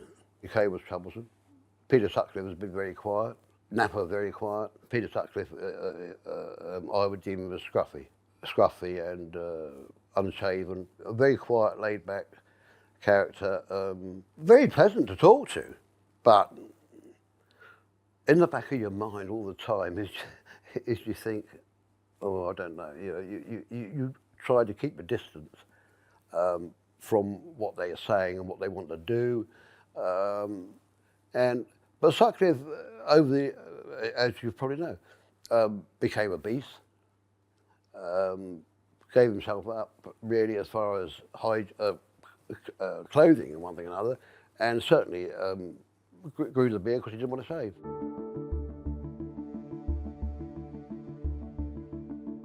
Bully, insofar as that he wanted to control and insist on wearing his silk shirts and one thing or another. One of the things that come out from psychopaths is they are unbelievably tidy, hygiene-wise, and their clothing, they fold everything. It has to be dead right. And he was one of them.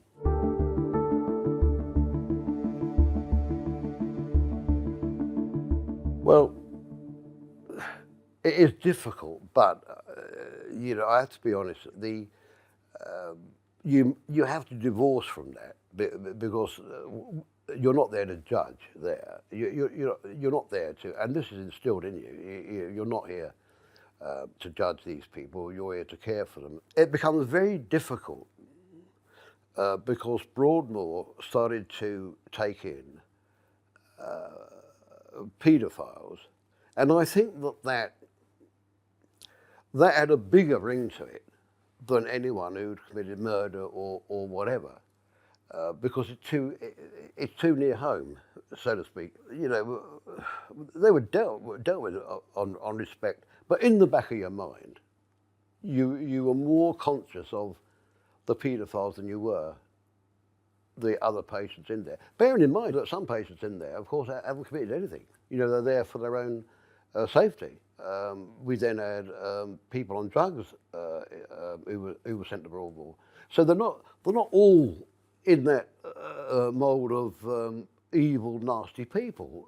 There are those who genuinely do need help.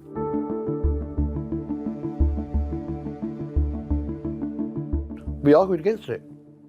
Because no one gets keys in Broadmoor until you've done a minimum of 2 weeks training at the school, and you go through all the security, different safe and no one, and they gave him keys because he'd moved into the political area. You see.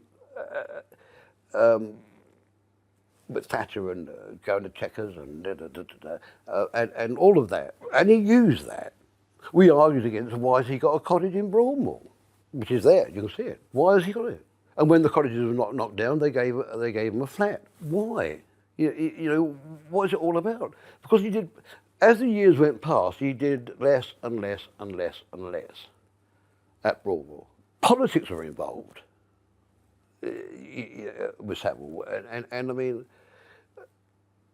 when he used to go onto the female side, I mean, you know, he's a psychopathic idiot, you know, and people didn't say anything, although I've said for years, my daughter, my daughter, I've said for years about Savile because of the way he used to kiss girls after the marathon and things like that. You know, and he used to swap his autograph for a kiss. And he had this technique. What he used to do was when he grotesquely kissed these young girls, his cop-out was, "Oh my goodness gracious, mate." You know how we used to go. He used to go, "Oh my goodness gracious, mate." And people used to laugh because that's how he came over.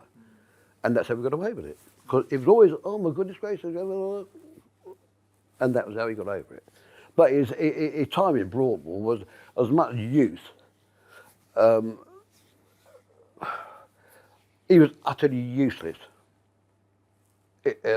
what he did at Broadmoor.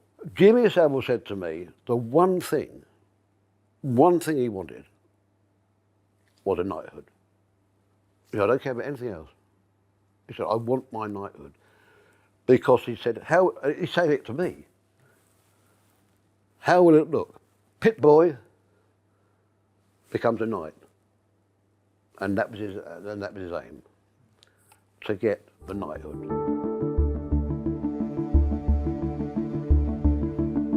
Most of the staff in Broadmoor at that time, he came from the army. So I didn't come from the army, but I joined them and loved it. One of the things that was really good there was the camaraderie that you had, and I think this stemmed from the fact that those who come from the army were used to the camaraderie, and that infiltrated right the way through, and it was very, very, very good. But you needed it. You needed it there because of the environment that was in there. So, but it was good.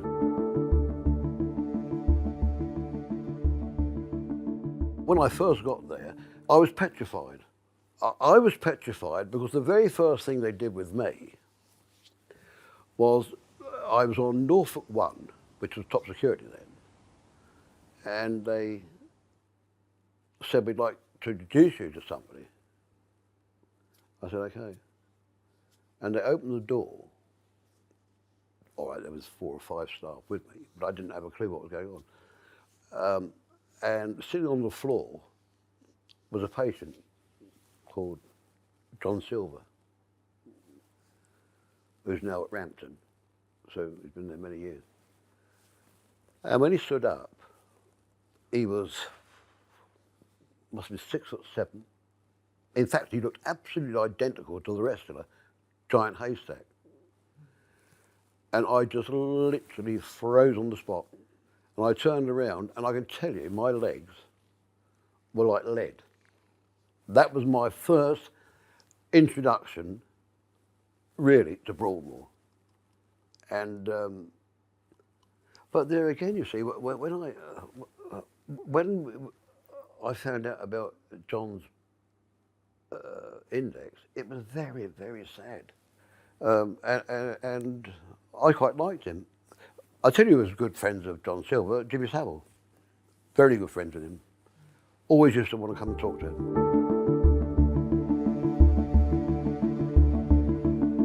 Broadmoor was like a village inside, huge. And it was all these Victorian beautiful buildings and so forth.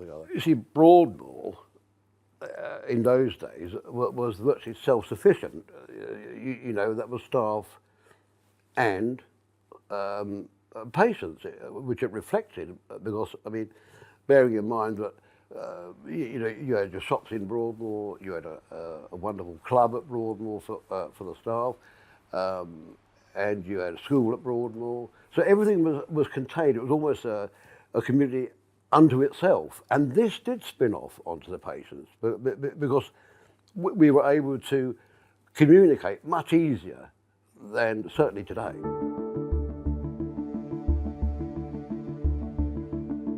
A typical day would be you would start at 7 o'clock in the morning.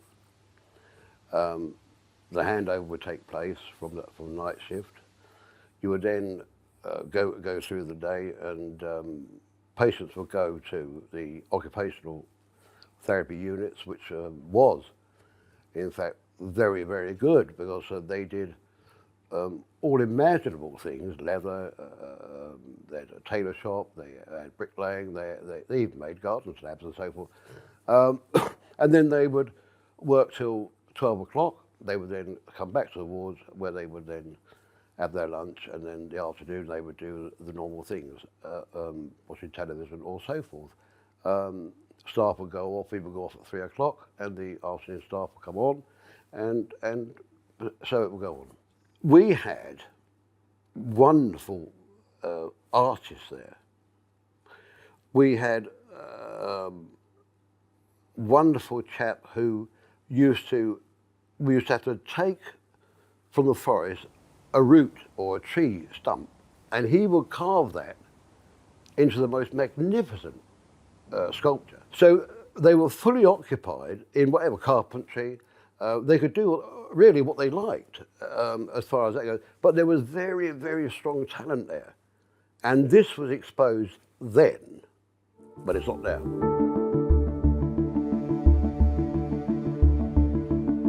To me, Broadmoor is a prison, and they give medication, or they solve the medical or psychiatric problems and so forth. Because, I mean, you've got schizophrenia and you've got psychopaths and so forth. How do you deal with those? Well, we deal with them like this way.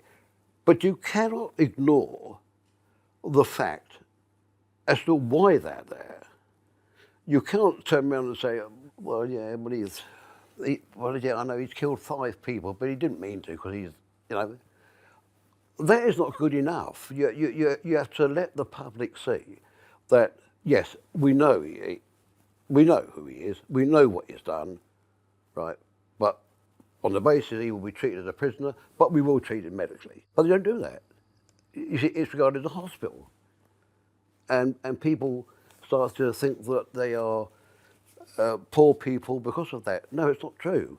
Because you can't just ignore at whim the atrocities that have taken place. You have to. I mean, some are genuinely in need of help, and it will forever be an issue until they establish what really is Broadmoor. Is it run by the Home Office, or is it run by the National Health Service?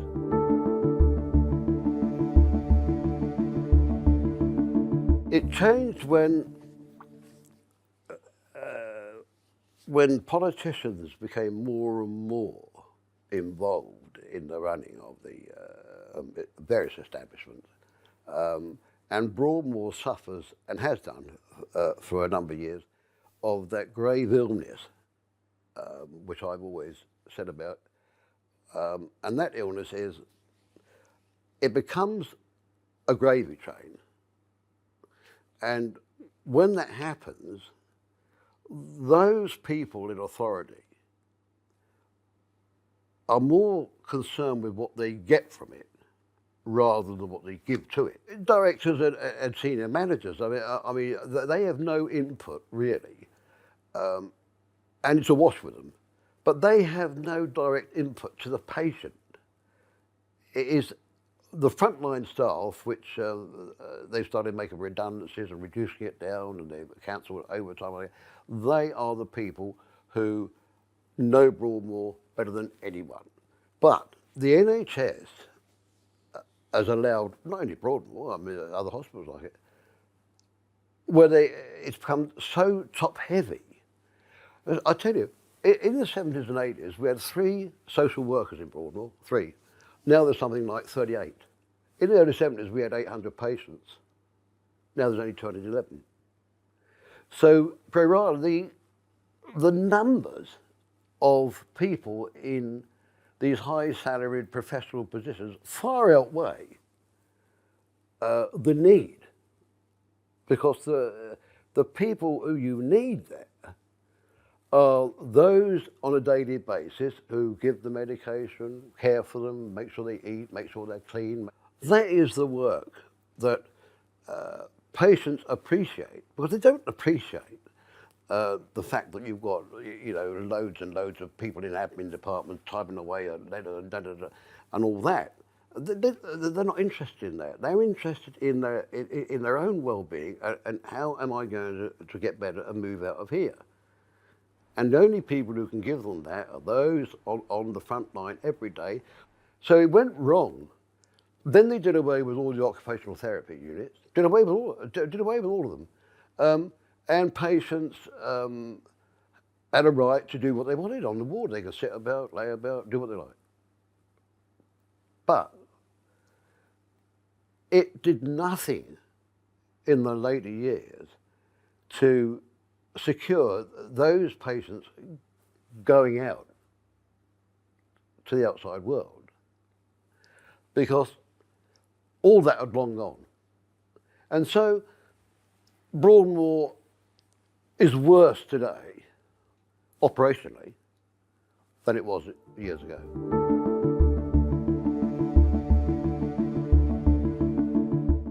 It's very difficult to analyse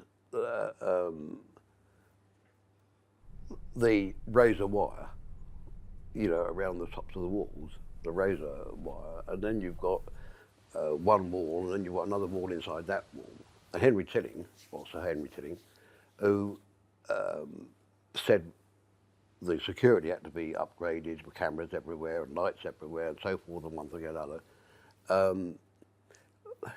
That's a facade, you see, because you have to say, well, what treatment do you get? And how many doctors have you got that deals with your mental problem on a daily basis? And what medication necessitates you for it to be called a hospital? Or do we ignore the crime and the atrocities which have been committed and just say, well, you're a patient? Or do we say, no, you're a prisoner who has a mental problem? Now, years ago, it would be deemed that you were a prisoner with a mental problem. Now, it's you're a patient. And it's very difficult to find that balance, because you see, under the NHS, we look around and we say, oh, there's a hospital. No, it isn't. No, it isn't, because hospitals don't have cells. Hospitals don't, well, years ago, you used to slop out. You didn't do that. You didn't have a strict regime as Broadmoor had years ago.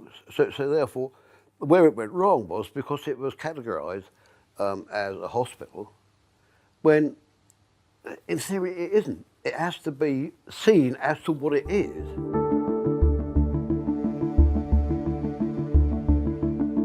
That was when I got the lower staff recognised for the very important job they did, which was the domestic catering staff and so forth, who at the time was insignificant. And they became significant because they did a very good job, and we got their pay structure brought up to a level which was justified, which for years they hadn't done, and the fact that the domestic staff in particular, who worked on the wards, with the same danger,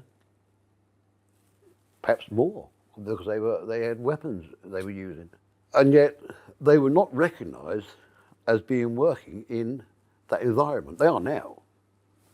And I think if you spoke to the Broadmoor and my staff who was at Broadmoor, they would tell you that we achieved an awful lot by doing that, by getting staff recognised and helping the nursing staff to get a reasonable wage. And I argued many times, how can you justify the role of a staff nurse, for example, in Broadmoor with a staff nurse at Frimley Park General Hospital? Because that's what the gender change does. It puts everyone on a level playing field. But you see, a nurse in the General Hospital, or a staff nurse in the General Hospital, is more qualified in the medical sense, because the staff nurse at Broadmoor is psychiatric. But having said that, the staff nurse at Frimley Park doesn't expect to go in and get her head thumped and kicked in, whereas the staff nurse in Broadmoor does, and it happens. So I could never see this level playing field. You know, there has to be an issue where those who's working in a very dangerous environment, it must be recognised. But many of my colleagues, some of them are now dead, retired, had to retire early because of their injuries. And it's never recognised. You know, it's never ever recognised that these people have gone into work and been seriously injured and they've had to retire. Some, 2 or 3 I know, who ended up with mental problems, serious mental problems, and had to retire from work because of that. So, you know, it's finding that balance, which they don't seem to be able to do, or they don't want to. It's as simple as that. But Broadmoor today is suffering. It's suffering because they won't recognise how many frontline staff they need.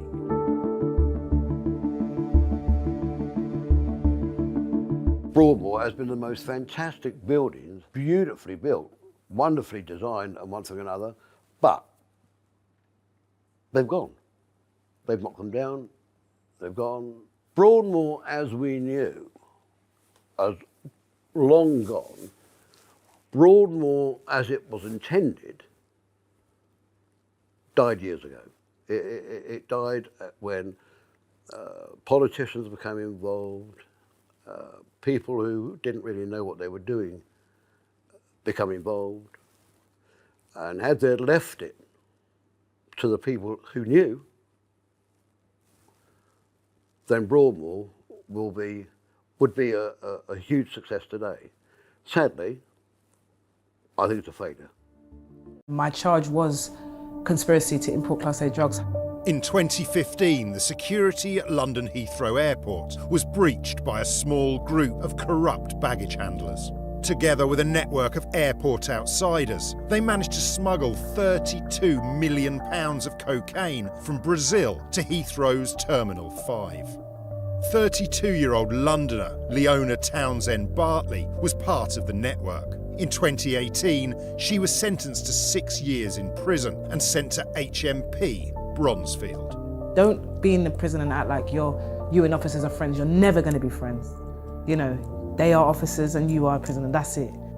This is Matt from Underworld Uncut, and this week we're going inside HMP Bronzefield with ex-offender Leiona. We'll find out what life is really like inside Europe's largest female prison.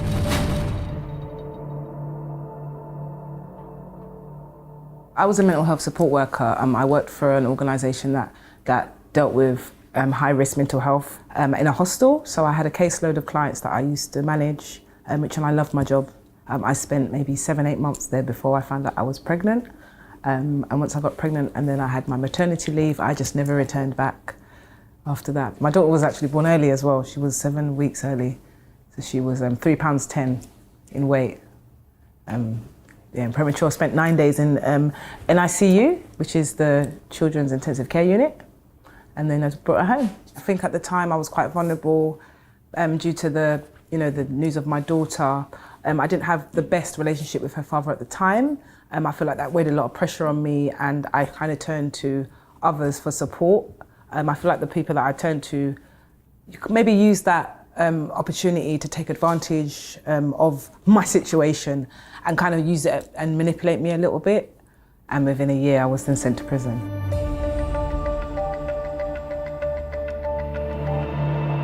So my crime was a conspiracy to import Class A drugs. I was apparently a part of a 15-month conspiracy that the police, the NCA, was involved in, had control of, which I had nothing to do with, barring maybe I think 2 days, they said, of communication, which was basically around the individual that I was being supported by at the time. And it was literally like, can you send this message? Can you make this call? And I didn't actually seem to have a problem with doing that at the time. So it was quite innocent in my eyes, and that's the reason why I was sent to prison. My charge was conspiracy to import Class A drugs. However, my initial charge was just an evasion of prohibition, which meant that I knew that the crime was happening and I didn't inform the police. My sentence was 6 years. And the judge actually said on sentencing that he can see that I was being manipulated throughout the case, like through the notes and stuff. And he knows that I love my daughter and I'm going to miss her and she's going to miss me. But, because of the severity of the case, I have to be given a custodial sentence. And it was like, okay, slowly start to understand what's happening, Leiona, understand your contribution, no matter how small, and understand the consequences for that because they're not going to go away. So I spent 3 years in custody between 2018 and 2021. So because the case involved so many people, I was never on my own. So my half of the trial was 7 members of the public that I didn't know, barring the one individual. And so there was another lady attached to my case. So when we got found guilty together in the dock, I found myself supporting her reaction and the way she was behaving, as opposed to attaching myself to what was going on. So that was how it went in the beginning. And then we was sent to Bronzefield in a van. I think we spent maybe 3-4 hours downstairs in the cells. There was a lot of crying going on. There was a lot of stuff happening, and all I could think about was like, oh my God, this girl, she's not gonna cope. And when I think back now, I'm just like, what about yourself? But I didn't have time to think about that. It was like, I'm okay. I must be okay because I haven't had a breakdown. I haven't, not adjusted myself to what's happening. I'm quite present. So anyway, so we've got to the prison quite late in the night, and we almost didn't get in because once you get to a prison after a certain time, the gates closed, and that's the last roll check's done, and no one else is allowed in. So we would have ended up having to spend the night in the police station until the morning, if the driver hadn't got there in time. Luckily, we had quite a nice driver. He was quite bubbly, so he was like, I'm going to make sure I get you there because if I don't, I know what's going to happen, And it affected his work because he would have had to come back at some point and whatever. So so we got there in the evening, and I was put on the wing at night, so everyone was already locked in. I didn't see anyone until the morning. I think that kind of worked for me. I don't know how I would have reacted if I just walked into a prison in the middle of the day into the chaos I woke up to the next morning, to be honest.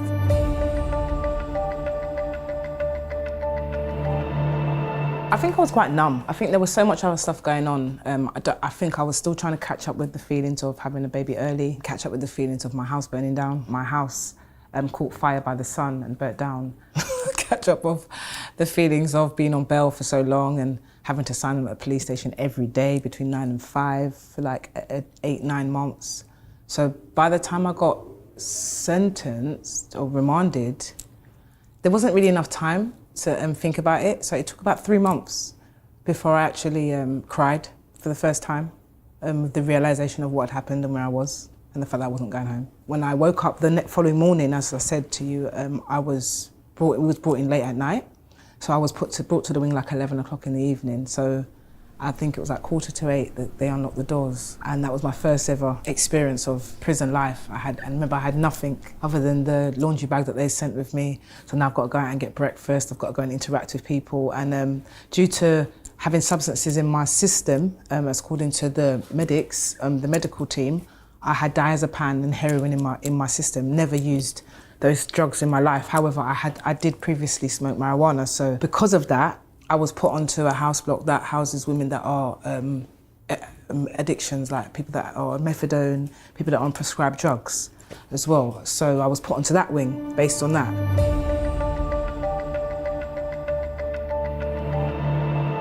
So in men's prisons you have, I believe, A-cats, B-cats, C-cat, D-cat jails. However, in women's prisons you aren't categorised. You have literally open prisoners or closed prisoners, which then means that every category of offender is mixed together. So a shoplifter will be mixed with a child killer, for example, until they're either sentenced or removed from the prison and sent somewhere else. But other than that, they are actually mixed together on a daily basis. Some prisons may have categorised wings, like Bronzefield, because Bronzefield is a double A-cat prison, which is quite strange because it's a remand prison. So you can't have tins.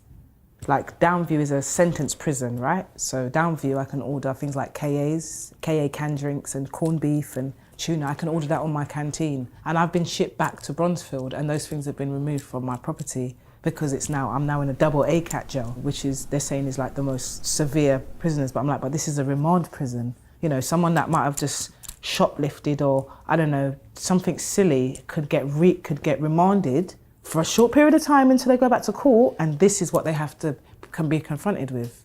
You know, that mixture of offenders. Like, I remember when I first went to prison, there was ex-sex offenders on my wing, you know, and you don't know that they are. How do you know? There's no board that says, you know, this person's coming. If you don't know, you can't go around and ask every single prisoner, you know, what have you done, what have you done, what have you done, what have you done? Do you know what I mean? You have to kind of navigate, you have to talk to people, the right people, you have to kind of know how to pick up the algorithms of the prison.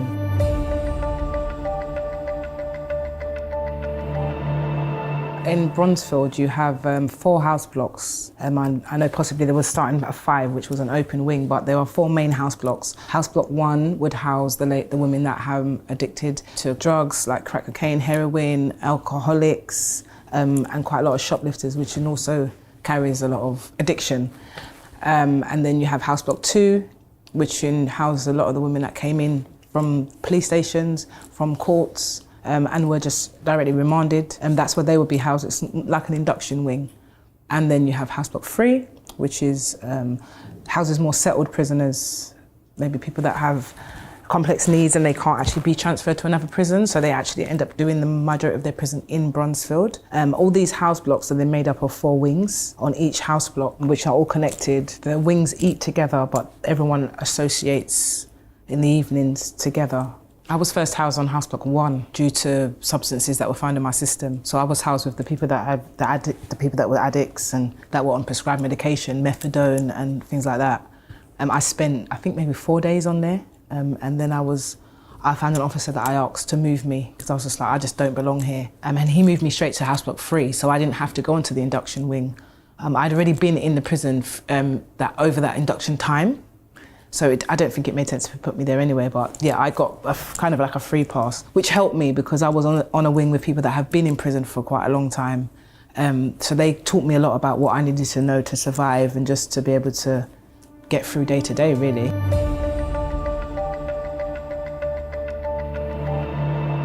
Bronzefield is quite a erratic prison, I would describe.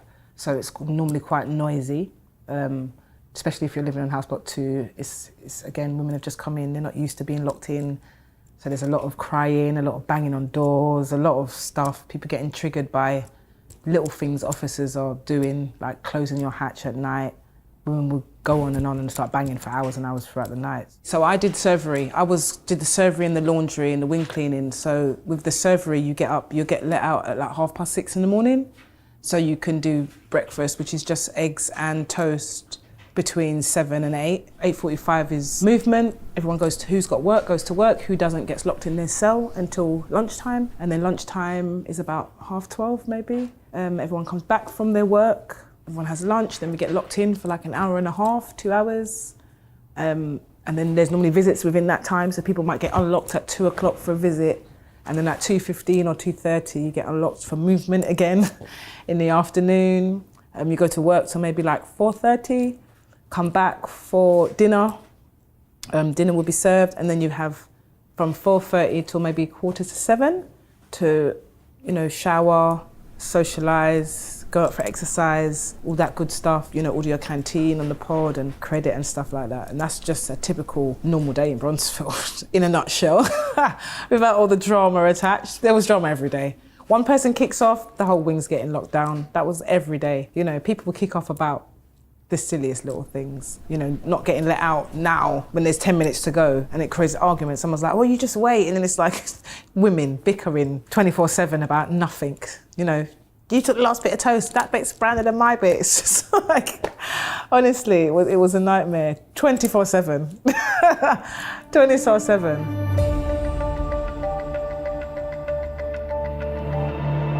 The most volatile moments I experienced in prison is when we was indirectly protesting against something that had happened to one of our women. Maybe someone had been wrongfully sent to the seg, or wrongfully locked behind their doors, or a whole wing could have potentially been locked in because of one individual. So those are the times when you saw people being volatile quite a lot, because you'd have some women saying, just be quiet, they're just doing their job, and then you'd have the other ones that are emotional, like, yeah, but they should have done that, and then someone else jumps in, and then someone, and it just becomes like a big pile-up like rugby. It literally feels like a rugby match in there every day. So yeah, a lot of bickering about silly stuff, hot water. It could be about anything, the queue. Women used to argue about getting seconds, who's first in the seconds queue. It's like, we haven't even had first. You guys are arguing about the seconds. It's like, yeah, crazy stuff. But you just forget about the outside world because you have to. You can forget you're in prison. I've forgotten for weeks, I just get into my sentence, and it doesn't mean I forget that I'm a mother or forget that I got a child. You have to kind of get on with what's happening in your day every day.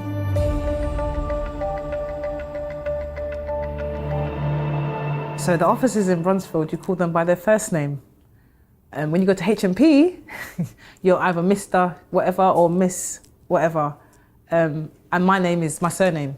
Never was I referred to as my prison number, ever. But I made a choice of referring to myself as my prison number in a way of not communicating with staff in the way that they felt like we were friends, because we were never friends, So I don't think there was any space to have a good relationship with officers. I feel like as an inmate, I had to understand what their job was and know there was a boundary. Because at the end of the day, laughy, laughy, jokey, jokey, key, the doors, you're still going to take that key and lock my door at the end of the night, So what does that make us? So I used the officers to my advantage to make sure my days went well, So that if I needed stuff doing, I had officers that were willing to do that for me. I had officers that I'd let into my personal life just a little bit, so they would have, a little bit more respect for the way I behave, what I stand for, the way I maneuver around the prison, because you don't know. So in that respect, yes, I feel like I did have quite a good relationship with officers, because again, with Bronzefield, I went there twice.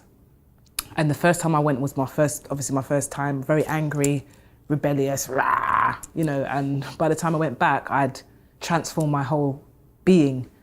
And it didn't take long for the officers to realise that this is actually who I am, and they respected that and then started to support me. It's just knowing where you are, Don't be in the prison and act like you and officers are friends. You're never going to be friends, They are officers and you are a prisoner, that's it. And when shit actually, gets real, you're not on the same side. They are going to turn against you.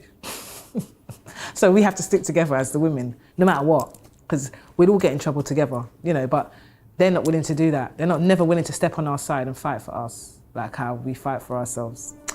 So yeah.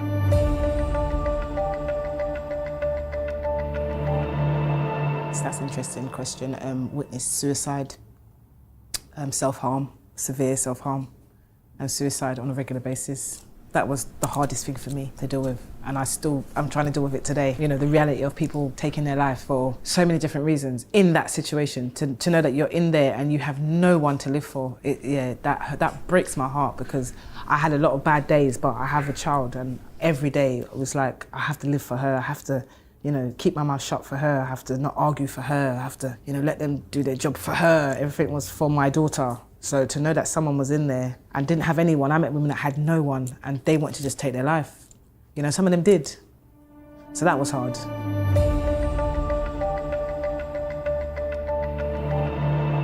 I met some amazing women that I still have contact with now, but I think that is it, is just being able to be in that space and meet some amazing women, just like myself, you know, because there's not anyone can go to prison. So I think that's what I'll take away with me from that, is that I learned that anyone can go to prison. Talking is good. You don't know what people have been through unless you talk, you know. So yeah, be vulnerable, take risks. Taught me to give a lot of advice. Yeah, that's what it did. It taught me to give a lot of advice.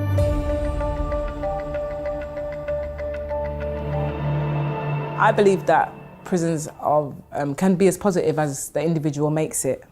My prison experience, I have no regrets. I feel like it was one of the best experiences of my life. I feel like having support from family and friends is quite an important part of that as well. So I can only speak from my own experiences. But yeah, absolutely, there are positive things.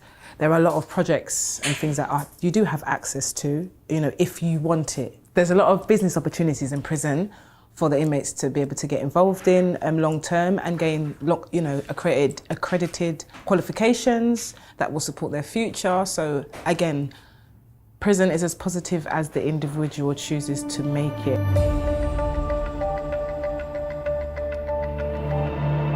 The system, the criminal justice system, makes prison a place that's not safe. They make it unsafe by the structure, but prison itself is not an unsafe place, no. But the way the system has it designed is definitely dangerous.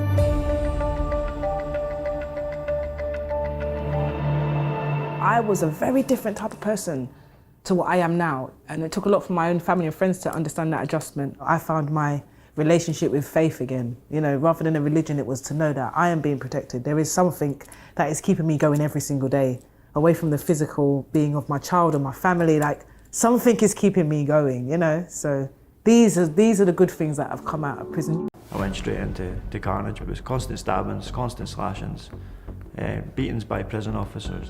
HMP Glenochil is a mixed category prison in Clackmannanshire, Scotland. The prison houses almost 700 adult offenders. Men held at Glenochil serve sentences for offences ranging from theft to serious drug crimes.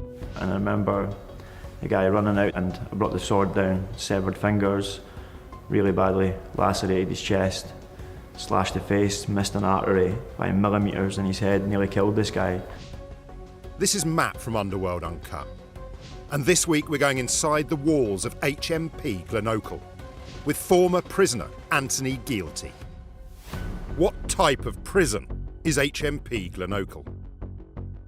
HM Prison Glenochil is a maximum security prison situated in Clackmannanshire in Scotland, just in between Glasgow and Edinburgh, right in the border, right next to Stirling Castle. A lot of lifers are kept particularly in a maximum security prison, and long-term prisoners, as opposed to different prisons where guys are getting in and getting out in the space of a few months. So I found when I went there, it was almost like the wing I was on was almost a neighbourhood. A lot of guys were, you know, I'm doing 10 years, other guys are doing life.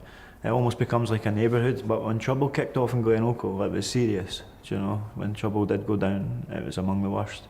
I would describe HMP Glenochil as a mental health ward, almost.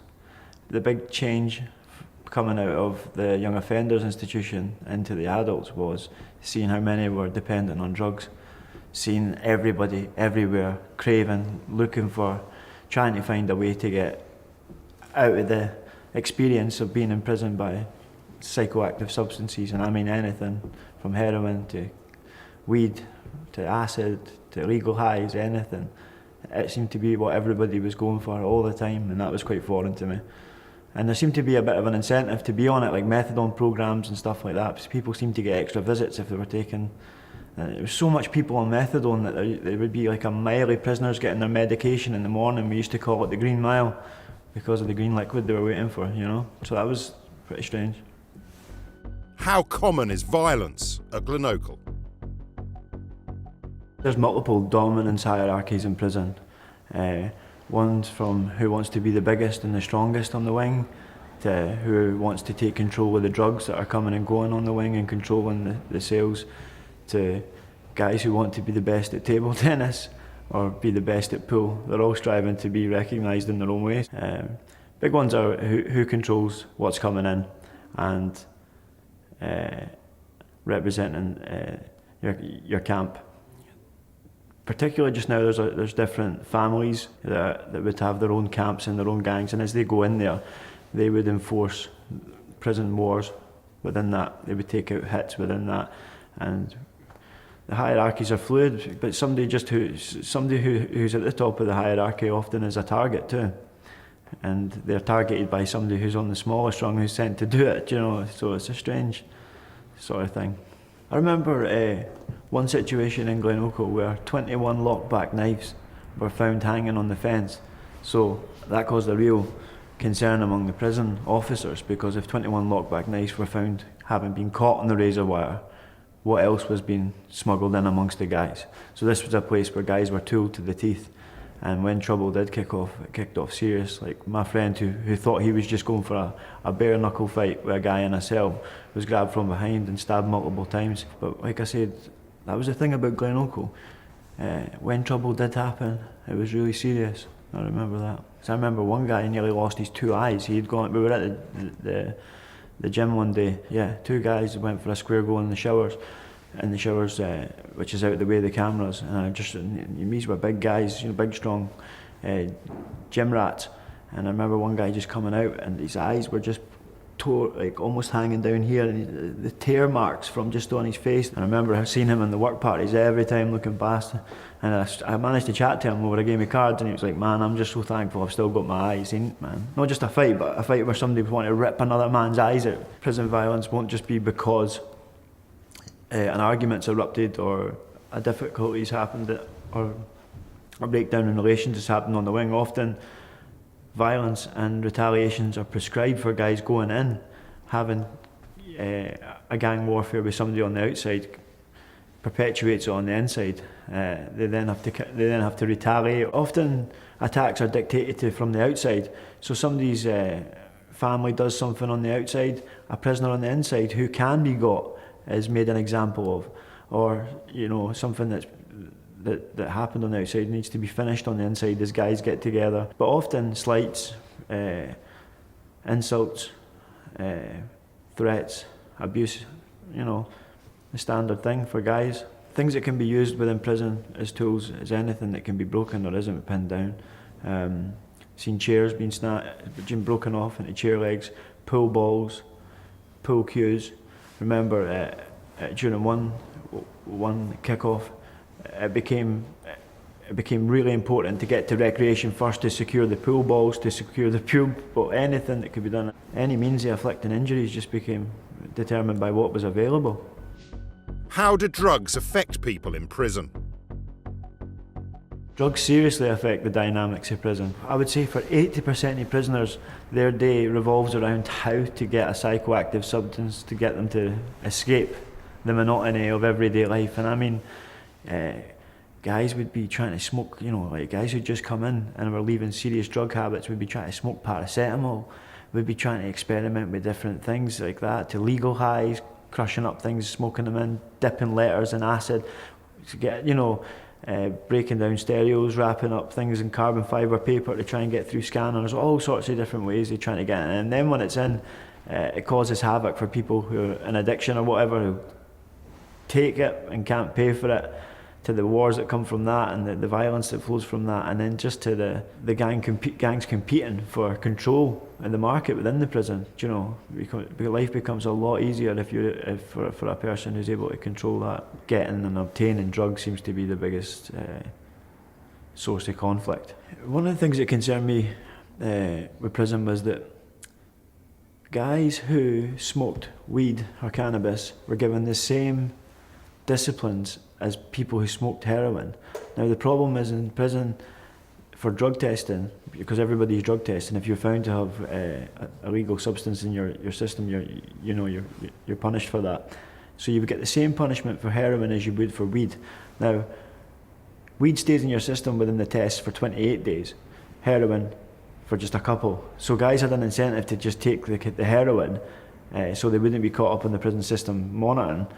And then we're going out to a heroin habit, which led to the crime rate going sky high. And then people who would have just wanted to smoke a joint or a bit of weed would start taking that, which would then compound their crime, and then just a cycle of in and out, prolific offending. And that for me seemed to be like a strange way of creating a real problem. But also the culture of it now becoming almost like a mental health ward, in the sense that everybody's monitored, everybody's looked at, and everybody seems to be encouraged to be going on to medication, which seems to be making it a strange place.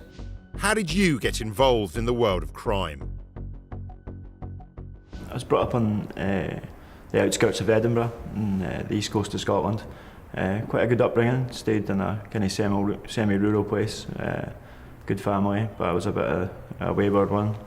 Caught up in the gang culture outside of Edinburgh quite an early age. Gradually that got worse, and it moved to areas like Craigmillar, Niddrie, worse areas across Edinburgh as I started to get more involved in the gang scene. I had a pretty nihilistic view, on life. Get what you can, while you can, when you can. We're here for a short time, so may as well make the most of it, and taking shortcuts in that area. Got involved in robberies, smash and grabs, anything basically to enhance a criminal status and reputation that would make it easier to continue making money and keep myself safe in those areas. I wouldn't say there was anything in those areas that caused it, but they certainly compounded it, made it worse. High poverty, a lot of the addiction, a lot of the crime that flows from those areas it makes it worse. It makes it a breeding ground for the kind of things we're involved in. The areas outside Edinburgh, particularly Craigmillar, Niddrie, Wester Hales, are areas that certainly, I wouldn't say caused me to go down a dark path, but the areas that compound it: high crime, high addiction, lots of drug dealing, lots of gang syndicates and stuff like that in the area. It becomes about survival and security, getting things like money, status and safety in those areas become more important than trying to pursue education. How do gangs operate in Edinburgh? Edinburgh just now is particularly torn apart by gang divisions, and it's not like a kind of a gang setting you have in other areas which is determined by geography. In Edinburgh it'd be more determined by criminal syndicates, so gangs of friends that might be from across the city, but different networks of people that stay together, all about making and maintaining as much of the drug market across the city. And some of these rivalries and divisions, they go way back to when people were kids over silly things, but now as they're older it's leading to death, murders, and control really the drug market. Other things like robberies and things like that may be there, but the real competing is for the money in that area. And things that are important are always things like status, being able to make money. That would help somebody advance in that life, but also somebody who's particularly violent or feared or has a reputation for that, they can excel in that career. What was your part to play in the gang? I was quite young when I was involved in it. My role would have been bringing people together, really. It was part of a group of friends that controlled most of the crime in the area, and have gone on to continue in that. My role was one of living for loyalty and belonging in part of a gang culture, and seeing the necessity to being loyal to my tribe, loyal to my camp, my boys, as being everything, and being able to back that up and stand for what you said and believed, as well as living for money and stuff like that. The norms are dictated by loyalty, or they should be anyway, of not informing. That's a major part of moving in that scene, is not being a grass, not informing on your friends, taking your rap, demonstrating loyalty by not giving even your enemies away was critical. There was an old saying, snitches got stitches. We've seen that often, particularly in prison. That was often a place when somebody went in that something they had done would come out of the woodwork where they had informed on somebody and whatnot, and there was often stitches for that. What were the crimes your gang committed? Crimes would involve, like stealing cars, taking cars that were brand new. I remember from being a teenager doing that. As soon as anybody left the keys in the car, we would take them, and they had different shops that could make money from those stolen cars, right through to friends that dealt drugs, that moved drugs, that sold them, smash and grabs, going through shops, taking walls out of shops and taking everything from cigarettes to cars to motorbikes, anything. I remember like a credit card fraud we were doing at the time. It was like £50 guarantee cards, and we would go to the horse racing and place bets with these £50 guarantee cards, and you were always winning because, or sometimes if you just wanted to get your £50 back, you can go and back non-runners, and we'd make thousands, or we'd have checkbooks with these and sign cheques for thousands of pound paintings at the side of the track and stuff like that. That one stood out because it was just a licence to print money across the city and abroad. How did you eventually end up in prison? I had moved out of my parents' house when I was 16, and I was living in a place on the outskirts of Edinburgh called Mayfield, right involved in the gang scene at this point. And at the time, my friends got involved in an argument with what we call the older team, an older mob in the area who had been there. And then one of these guys had cut one of my dad's friends. He'd slashed him across the face, and I had let it be known that I was going to respond to this at the time, and hostilities began. And it transpired that they began to make their way towards my house, my flat. But my friend and I went to collect 2 samurai swords, and we came from my house, defending where I was, out into the street. Now there was 4 of them, but it turned out that the 2 guys who were brothers had been drinking that day quite heavily, and so I cut them off on the way to my flat with these swords. And I can remember taking these swords and thinking, or at least hoping at the time, that they would see that and they would run.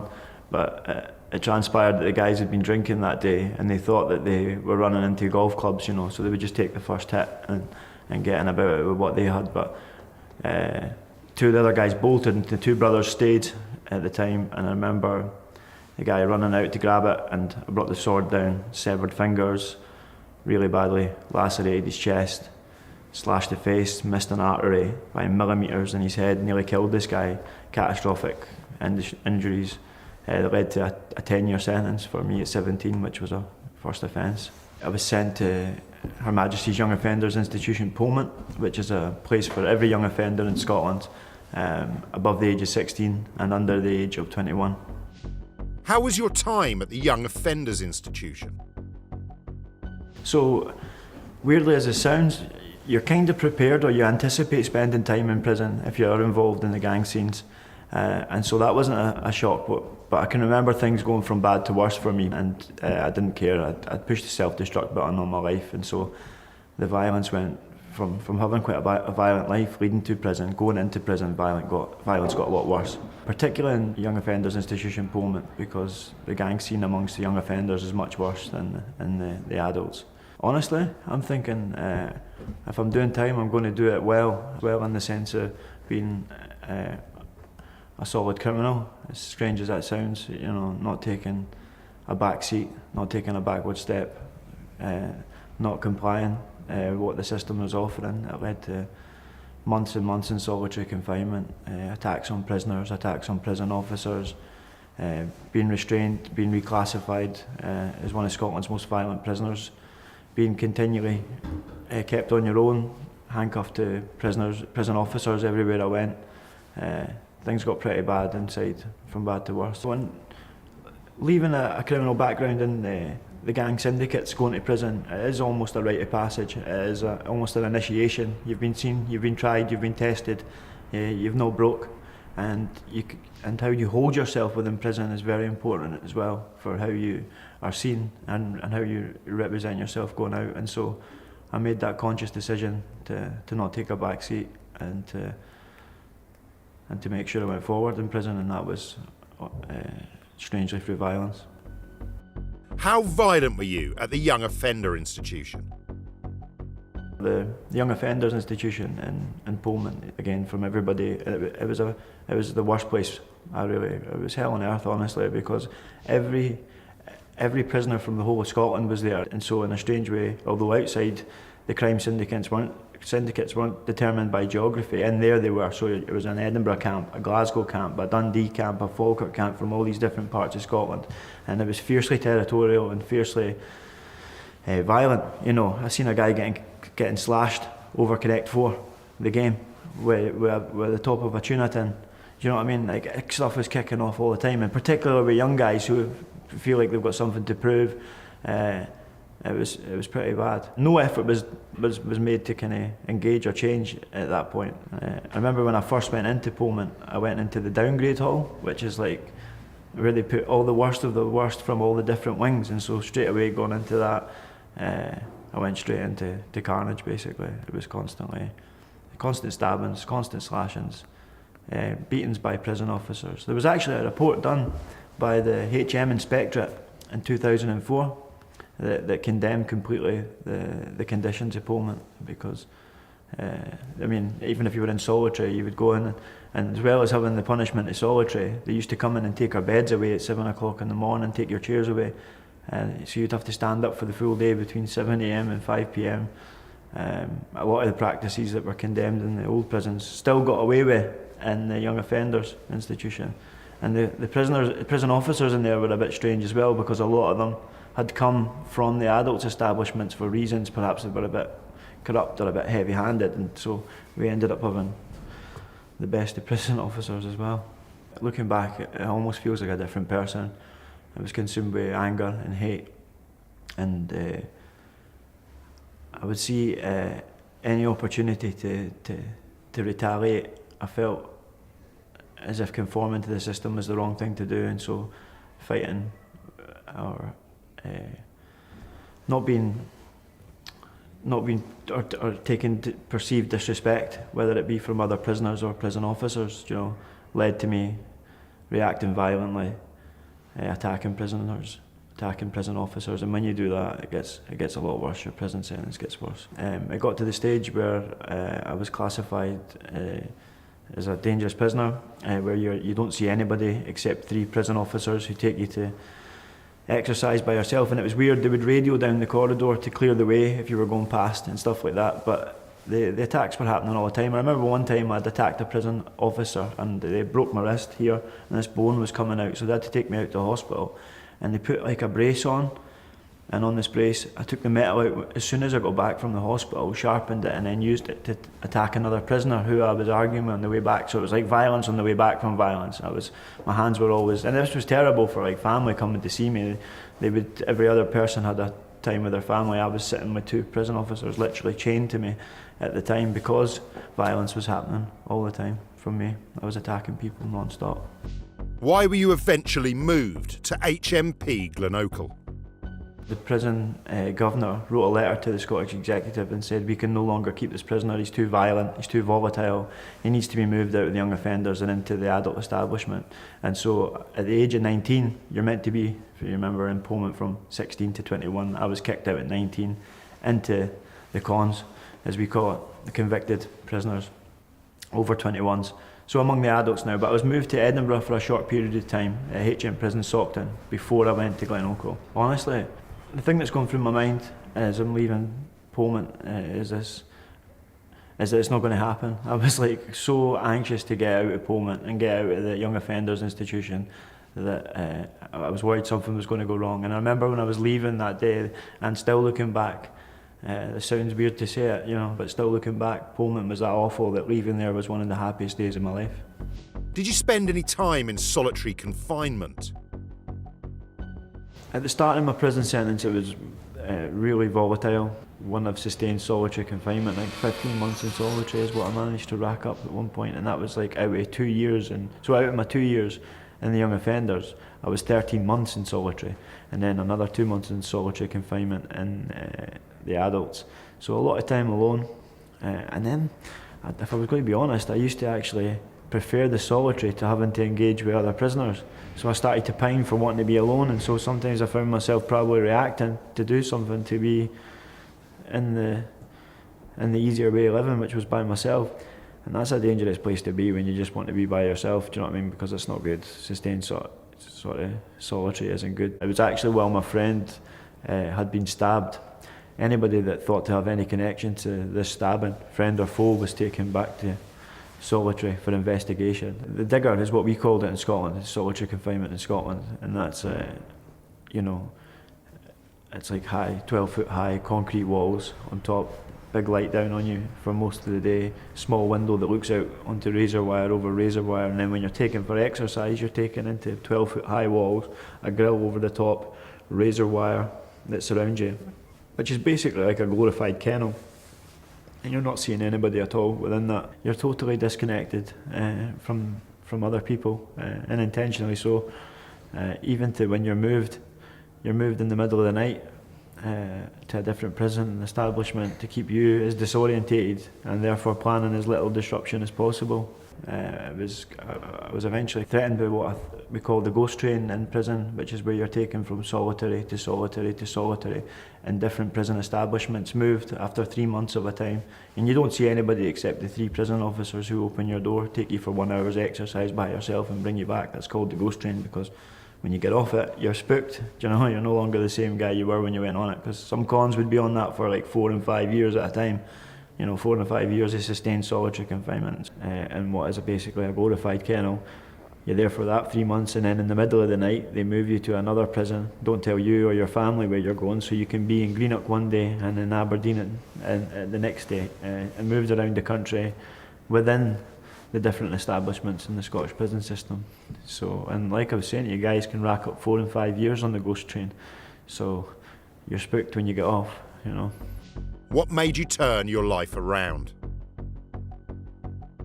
Within the solitary cells in Glenochil, that I would say I had a spiritual experience of Christ that changed me in such a way as I'll never be the same. For example, when my friend was taken in the cell and stabbed, he was stabbed in the body, he was stabbed through the hands, and he got really badly stabbed on the cut at the top of his head. But when I seen that he was set up, I had ran down the wing to grab him out of the cell, and I can remember the blood was pumping out his head so much that I had to rip the bed sheet then and there, make a bandage, tie it around his head. And like I was saying earlier, you know, my mindset from the gang mentality was you didn't even want your worst enemy to go to the police, you wanted to deal with things yourself, so you wanted the people around you, so you got rid of all the evidence and whatnot so you could deal with it yourself. I remember when I went to go and grab a bucket and mop in this one instance, I came back. Now the guy I knew who'd set my mate up with the stabbing, you know, he thought he was going for a one-on-one, but when he walked into the cell door, closed, the guy grabs him from behind, starts stabbing him. He's now in the cell and he's adding insult to injury. And I can remember I had taken the blade off of my mate at this point. And so, remember right before I went to take this guy's life as he was bad-mouthing my mate, I turned around to look at my mate who's getting weaker and weaker in front of me, you know, he's bleeding from the body, and I remember the blood had soaked through the top of his head, and his side's pierced, and then his hands was pierced from being stabbed through the hands, and that actually stopped me killing a guy that day, because he just looked, I knew it was my mate Mark, but he looked so much like Jesus, it stopped me taking a man's life and never getting out of prison that day, and it sent me down a different path, which was education in prison, and yeah, I've never looked back since then, really.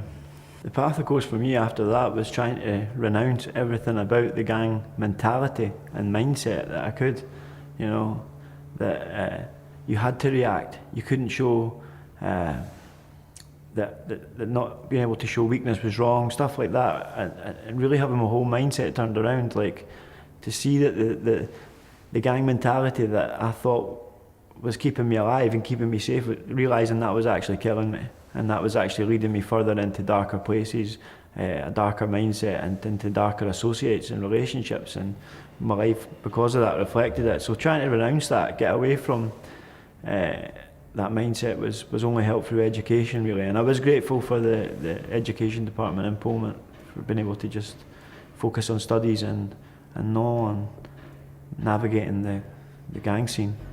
What was it like returning to society after prison? I left prison 16th of June 2008, after 5 years inside and getting out. Although I had spent a little bit of time in an open estate in Northside, which was an open prison, I'd only been there a couple of weeks, and so it was a real shock from going from a maximum security prison kind of lifestyle, all that time in solitary confinement, to just going back out into society. It was weird. Meeting people and just engaging with people, and you know, even things like just trying to get a job and stuff like that, again, when you've got a conviction that can never be spent, no matter how you try and change it, and things like that. But I've been glad and been able to press on and not go back. There's been mistakes and been difficulties and whatnot, but I'm thankful I've never been back to prison since.